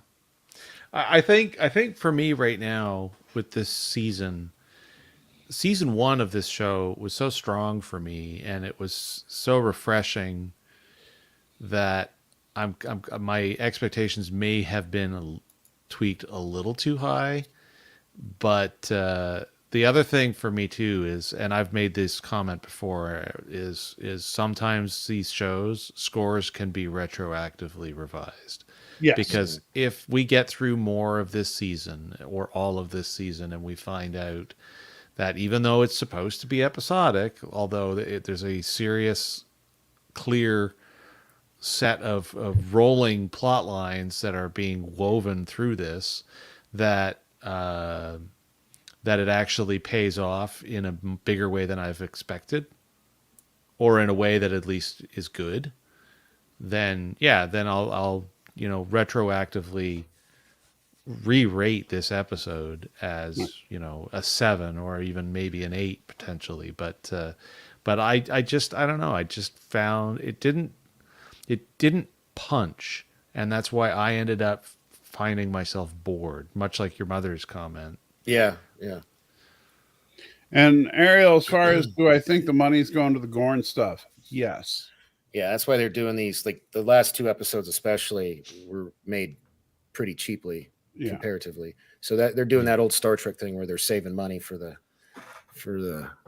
more special effects heavy episode. Right. That's a typical sci-fi trip. Like they do that on I'll tell you, on Battlestar Galactica, they did it a ton. Like if you listen to Ronald D. Moore's commentary, he'll talk about, we did a few episodes where we did nothing so that we could do this battle. And so like what we're going to be watching day after tomorrow was like half the visual effects budget for the season. In 3 episodes. Yeah, they said it in the podcast, and you can actually tell too, because I think it was either in the second half of Resurrection or the episode right after that. It's like you can see this huge sharp drop off of how much special effects are in the next episode. Yeah, because he's like, our budget was gone. yeah. See, Brainy, Professor Brainy Specs, the trick to this is just watch it on your computer monitor. That way, if you do break it, it's a lot less expensive. Right. And, I understand. Look, if it's not your cup of tea, Professor, I do understand. I know I give you a hard time. But entertainment is subjective. So I don't think anybody that doesn't like it is a bad person. Nor do I think just because somebody likes it, it makes them a better person. I happen to think this is a return to form for Trek. I think that while this is the closest thing we've had to real Star Trek since, real Star Trek. And, and I'm sorry, I know that there are people that would argue that Picard season 3 was it. I respectfully disagree, but that's a point of contention. Well, you're also more of a TOS guy, and what I love about Strange New Worlds is it feels more like TOS than anything else. To me. Well, yeah, it definitely feels like TOS. And I didn't dislike Picard season 3 as much as Mike, but my take on Picard season 3 is that it was, and I'll stand by this, and I said it many times when we were doing the reviews. Season 3 was a gigantic love letter where they effectively created TNG season 7.5. Yeah. And again, a lot of it was driven by the fact that they knew they had a limited budget, they had a limited run, they knew they weren't getting anything else after this, because all the announcements had all come out. Behind the scenes, I am quite sure that, Discovery season 5, that's it, and they probably were already threatening to kill off Prodigy even before season 1 of Prodigy rolled. Right. Because decisions like what they've been making in the last few weeks, those don't just show up out of the blue. And I don't, and Professor, don't get me wrong, again, not calling you a bad person, but I don't understand how you can make that argument that Prodigy is the closest thing we got to classic Trek. Because Prodigy, except for, you had the Janeway scenes that were pretty good, but the show was focused on a bunch of little kids that found a lost spaceship and were going on wacky adventures like Scooby-Doo. Yeah, I hate to reference my mom's internet YouTube crush, but Robert Meyer Burnett did a really good video talking about Prodigy, and where he talked about when he was a kid, he loved the original series. That was the one sorry, that's the one you need to watch. That, Mike, you do need to watch that one. It's about 30 minutes long, but it's worth the watch. I'll check it out. Yeah, because and he makes a lot of good points. And I did not like, but I don't hate the guy. I've debated him a couple of times. I like him. I was not a fan, as you know, we reviewed it. I wasn't a huge fan of Prodigy. It was like, it was like their version of the Clone Wars, and then I didn't. It was too silly and you know what? There wasn't one person that looked like any of the three of us in that show. It was another thing. It was just a bunch of aliens. It just didn't feel like Star Trek to me. It felt more like Star Wars, and not even good, Star Wars. But whatever. That's just me. Yeah, I saw it. I get the little pop-up thingy. Yeah. And I tell you what, Prodigy never made me cry. Or if it did, not for good reasons. Yeah. And look, I do like the ship porn on Prodigy was great. Yeah. That was the best thing about Prodigy was the ships. But the problem is that it's Scooby-Doo in space is not Star Trek. Oh, hey, Archimage Frey, subscribe to my channel. Thank you, buddy. I'm up to 316. Dork Knight 316 says I just got a subscriber. Yeah, I was going to, you better do something with that. I would say, you got to, and what's fun is you and I know what that reference is from. Yeah. What? Stupid wrestling crap.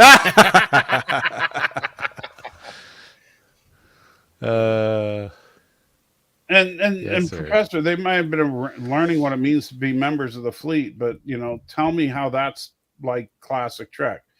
I don't know that. Well, he does have an extra comment in here too, and it's like I don't know that I would go so far as to call it Scooby-Doo, but I think the one comment I heard about Prodigy made was that it felt way more, and it actually might have been Vader might have made this show. I think. Well, Vader I think made this comment where it was kind of like they took. Clone Wars and reskinned it into Star Trek. I called it Star Trek Clone Wars the whole time we were watching it. Yeah. And when I say it made it a kid's show, don't get me wrong. I'm not stupid. I know it is a kid's show. But when I say that, Star Trek the Animated Series doesn't feel like a kid's show. It feels like Star Trek. Yeah. And so, and that's the difference. Star Trek the Animated Series is the 4th season of Star Trek the Original Series. They go a little weirder with some of the concepts because they can get away with weirder stuff because it's animated, but it's just a 4th season of Star Trek. They still have sci-fi writers writing this stuff. They still, and they make some of the math concepts a little simpler so the kids can follow it, but it's still just sci-fi, as opposed to little kids doing little kid stuff.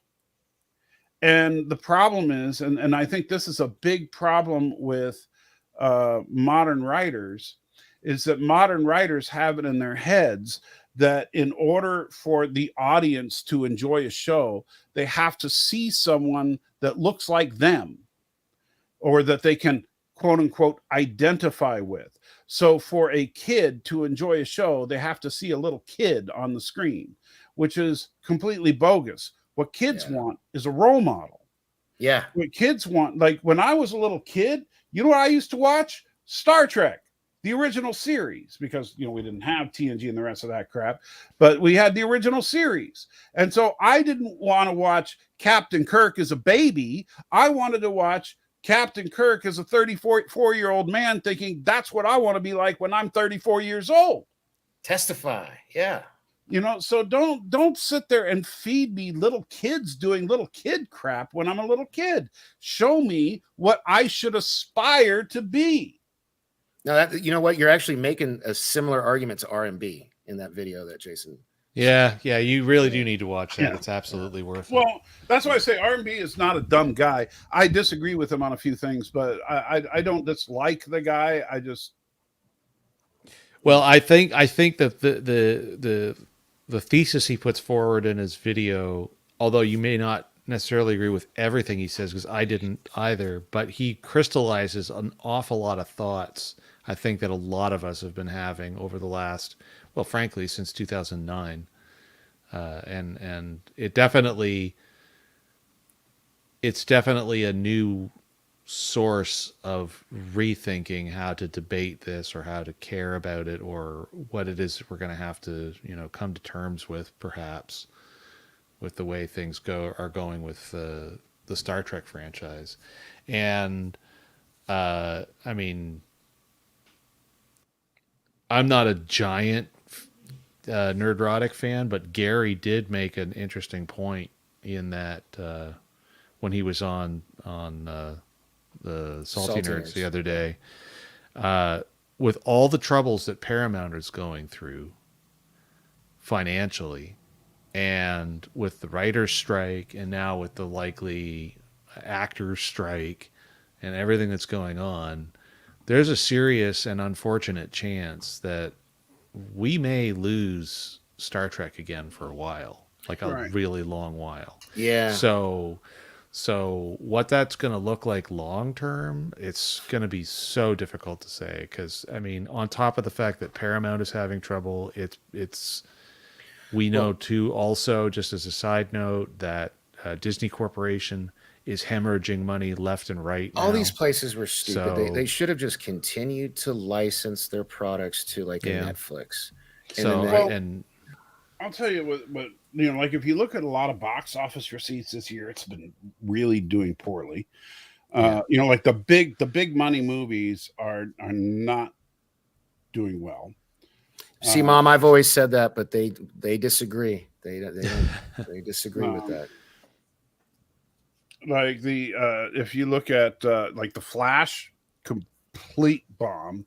Indiana Jones looks like it's going to be a complete bomb. It's going to be a huge flop. And just nothing is really getting a lot of traction as far as the audience is concerned. And now the actors and the writers are all wanting to go on strike because they want more. And it's they want because the streaming's changed things to where they kind of get the game, But at the same time, you know what you got to do? You need to, and you need to speak from a position of power. And right now, you're not putting out content that people want to see. And so if you want... and the side effect of the consolidation is what a lot of people some people are paying attention to it in certain ways, but it's not being talked about. Like Thomas has got a smarmy little comment in there that says Disney went bankrupt and out of business 10 years ago. Yeah. The fandom been fired for 15 years. The fandom menace can take things a little bit too far, but let's just be straight up bare bones facts about things for a second here. Disney stock is in the toilet from where it was just before the pandemic. Disney's financials are open for scrutiny. We know pretty much for a flat rule that it's an average of no less than 2.5 times ticket receipts to be able to turn a profit, because most movies have a serious degree of share of ticket sales that go to the theaters. Disney owns practically everybody, and they are bleeding money. They have fired thousands of employees. They are taking a giant write down on the Starship Hotel.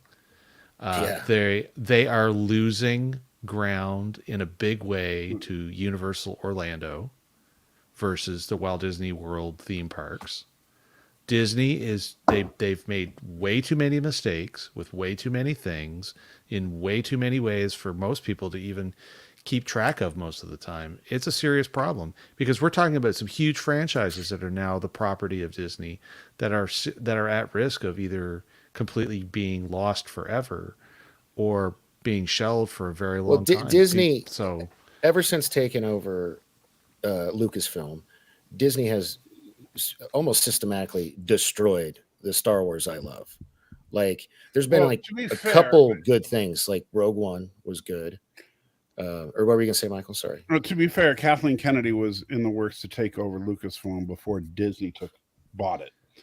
Yeah, I think there was some unfortunate inevitabilities there. That was going to happen regardless. Well, look, okay, well. But Kathleen Kennedy was going to become president of Lucasfilm before Disney bought Lucasfilm. I'm just saying, a lot of these companies used to make a big chunk of their money licensing their movies to other streaming services. I don't think there's a single successful streaming service out there other than Netflix. They're all doing that. Oh no, Disney Plus is still quite successful. No, it's not. Oh no. That's a matter of financial fact. They lost $3 billion on Disney Plus already. I think that the problem is that I think people miscategorize how the problem with Disney, and it's the same problem with the entertainment industry as a whole. Disney is the biggest ship. And so Disney hemorrhages the most. But everybody, Paramount Plus, there was that article the other day. They got maybe 2 years of life left. Like that, like they should be licensing this stuff out. Yeah, this isn't Phantom Menace stuff I'm talking about though. At this point, I'm not. I'm talking about. I understand, but what I'm saying, like Forbes and Yahoo Business and these companies are in serious trouble. Right. A lot of these companies have overexerted themselves because they're trying to compete in this whole streaming thing. And eventually it's going to come down to just a handful of names in streaming. But it's not just streaming though. It's there's this obsession with creating tons of content. Maybe that's a causality loop with the whole streaming wars, but they've gone way too far creating way too much content that, regardless of, any little pithy comment that the Critical Drinker would make about some of the stuff that's come out, which some of it deserves his comments for sure. But the reality is if you keep cranking tons and tons of things, you're just going to end up with tons and tons of garbage, no matter what. But here's what my point is that there are 3 companies that are not going away as far as streaming is concerned. Those 3 companies are Netflix, Amazon, and Disney. And the reason I don't think Disney is going away as a streaming service is because streaming is just one small part of the Disney Corporation. Disney streaming could lose money forever, and they'll be just fine. No, that's the problem. They're losing on too many other fronts. They're losing the war. But that's where they need to focus, though. The losing money on the streaming is incidental to them. I don't think they were ever thinking they were going to be a big money maker on the streaming front. I think that the streaming front to them is just a marketing platform for everything else. I would disagree, but we can't prove that one way or the other. Right. But we know that their biggest profit margin is their amusement parks, right? And they are having serious issues, right? And and also that's where they need to focus their attention, though. There was a comment from Stan Lee asking what IP does Disney actually own? All of it. They currently, right now, Disney owns, obviously they own Disney proper, and then they own Pixar, Lucasfilm, and Marvel are the big, and Fox, and a ton of other stuff. Yeah. Like they bloody own. If it's not under Paramount or Warner Brothers, they basically own it. Right. Like without being too generalized about it, that's how much Disney has control of right now. So Disney Aliens, Predator, all of that stuff is all under Disney's label or a sub brand. Bird of Prey 5 had a minor procedure earlier. Last we heard, there were no firm test results in yet, and so we don't have any major solid updates on him yet. So hopefully we'll hear something tomorrow from him. Keep an eye on his channel. He did post a short video earlier today before the procedure, and he texted me after the procedure just to let me know that he was just starting to feel somewhat normal again. Thomas, you going to Disney once is not a statistic. It was your visit. We know what the attendance numbers are like. Right. The stuff is tracked like crazy. Like I said, I think that it's going to be. I don't think that that it's going to be. I don't think that Disney's going away anytime soon. I think their pockets are a lot deeper than most of their competition, and as far as the streamers are concerned, I think that Paramount. I think Paramount, especially, and Peacock need to get out of the streaming business, and that's where I think that Danny's got a strong point. Like what Paramount and Disney, Paramount and Peacock need to do is continue what they do well, which is content creation, and then lease their stuff to Netflix or Disney or whoever will give them the best price. So look, something you didn't mention earlier, as I was listening when I walked off for a second. An IP that Disney doesn't own is Sony, and Sony is also the biggest of the studios who did not get into their own streaming service. And guess what? Yeah, they've been. Sony's doing the best out of all of them. Yeah, yeah. Well, that's because they're not pumping a bunch of money into streaming. Yeah, they're making money licensing their movies to Netflix. Right. And anyone that would take it, Netflix, Amazon, whoever it is that they have to work with, depending on the jurisdiction around the world. Mm-hmm. So, but I think one of the problems is that it really is a problem of scale with these streaming shows. Did you see his comment? He said Bird was just in the underground and he's still pushing strong. So I don't know. If good. Good stuff, LD. Thank you, LD. But I think it's a problem of scale with these shows. I think that, like, for example, I think Strange New Worlds is a good show, but I think it's a huge mistake to spend $150 million on a 10-episode season.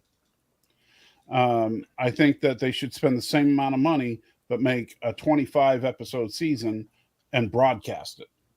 Yeah. Well, it makes. Then they make money from advertising revenue. Yeah, it makes no sense to hide a show this good behind a paywall and not make the kind of revenue they should be making off of it.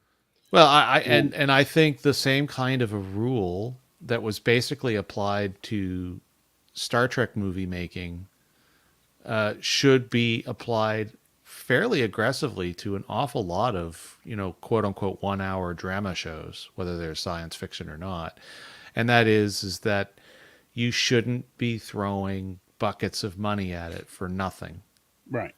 Like, remember one of the biggest things that was the fallout from TMP versus Con was TMP cost an absolute fortune to make, even though the movie still did turn a profit in the long run. Well, that also wasn't fair. They rolled the entire budget of Phase 2 into the movie because originally it was a TV show. Yeah, but when they went back and did Con, they figured out that they could do these movies for a lot less, and they still come out as excellent stories. Because it's kind of like the video game debate. You can have the prettiest looking video game in the world, but if the game controls or the storyline or the depth of the content is lacking in Well, in a unfortunate enough way, then the game will suck no matter how pretty it is. That's why, you've got games like Minecraft that, even though, might not have as big a legs as it used to, is still a game that's effectively, quote unquote, an 8-bit game. And people still play the crap out of that thing. And there's tons of indie games that have very low end graphics that people still love and play to this day. Battlestar Galactica had a shoestring budget. Yeah. Yeah. And was a beautiful show.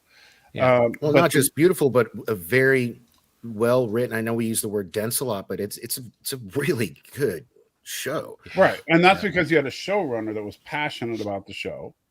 And you had two showrunners actually with Moore and Eck. And they were very passionate about the show. They cared about the story. They worked together and broke out every story together. And they actually had to cut everything down to make it fit, as opposed to, padding everything out. But one of the ways they kept that budget low is you'll notice that each season they only visit one, maybe two locations. Like Caprica is like one location, right? Mm-hmm. And we see that same location throughout the season. And then maybe they'll visit one other planet in the entire season. Like in season 1, they went to Caprica and Cobalt. That's it. Those are the only locations other than on the standing sets that they had. And so that makes a very cheap show. Yeah. And then in season 2, so far we've been on Cobalt and Caprica, and that's it. Mm-hmm. And, spoiler alert, there's one other planet we will see by the end of the season. That's it. Yeah. Earth? No, I'm not telling you. Yeah, you'll get to see it by the end of the season. Yeah. but that's how they roll. They keep the location shoots bare minimum. And in fact, that one place where Baltar and Six were hanging out, that house on the lake. Yeah. You notice how in season 1 they were always there, and in season 2 they weren't. They've been rarely there. They're not there at all anymore. At all? Nope. You want to know why? Because the guy that was renting that place lost his lease, and so they couldn't use it anymore. That's too funny. And so it was just one of the guys that was working there. It was his place.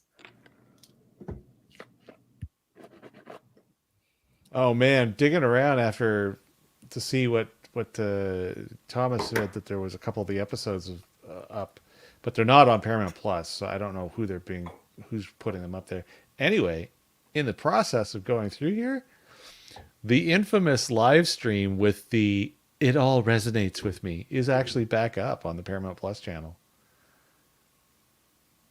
The what? Okay, so that horrific.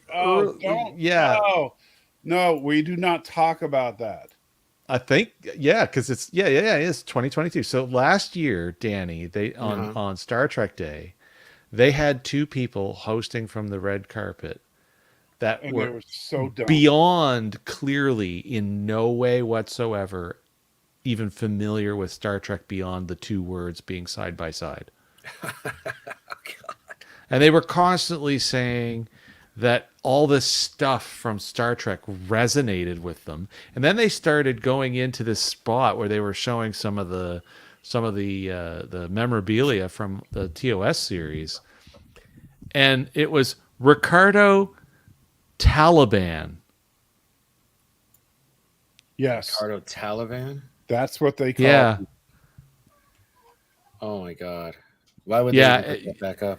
You look, Mike's face was his brain was coming out of his ears. I was so angry. It was so bad. And these were the people they got to host Star Trek Day. And it's like, really, that was the best you could come up with? I think they've got this edited way down, unfortunately, but because I'm power scrolling through. Yeah, I'm the hoping timeline. that they cut that But out. yeah, they don't have those scenes in here at all. But yeah, it was so bad, Danny. It was terrible. Damn. I actually have a clip of him saying Ricardo Taliban. I think I I pulled have it before. somewhere. I sent it to you. Yeah. Yeah. And, It's so bad. Yeah, it's painful. Yeah. But yeah, so they yeah. Yeah. That's Anyway, what I got to wrap. It's 10:40 here, so For sure. I'm Wuss. I All gotta, right, so I gotta go final schlep tomorrow. thoughts. So you hate everything. Danny doesn't. And don't. apparently neither do you this week either. Yeah. And so So what was our average? So if I gave it a So 9, you gave it a 9, Dan, and then Mike, you gave it an 8. yeah, Yep. and you And gave I gave it a 6. So that's a 7.5.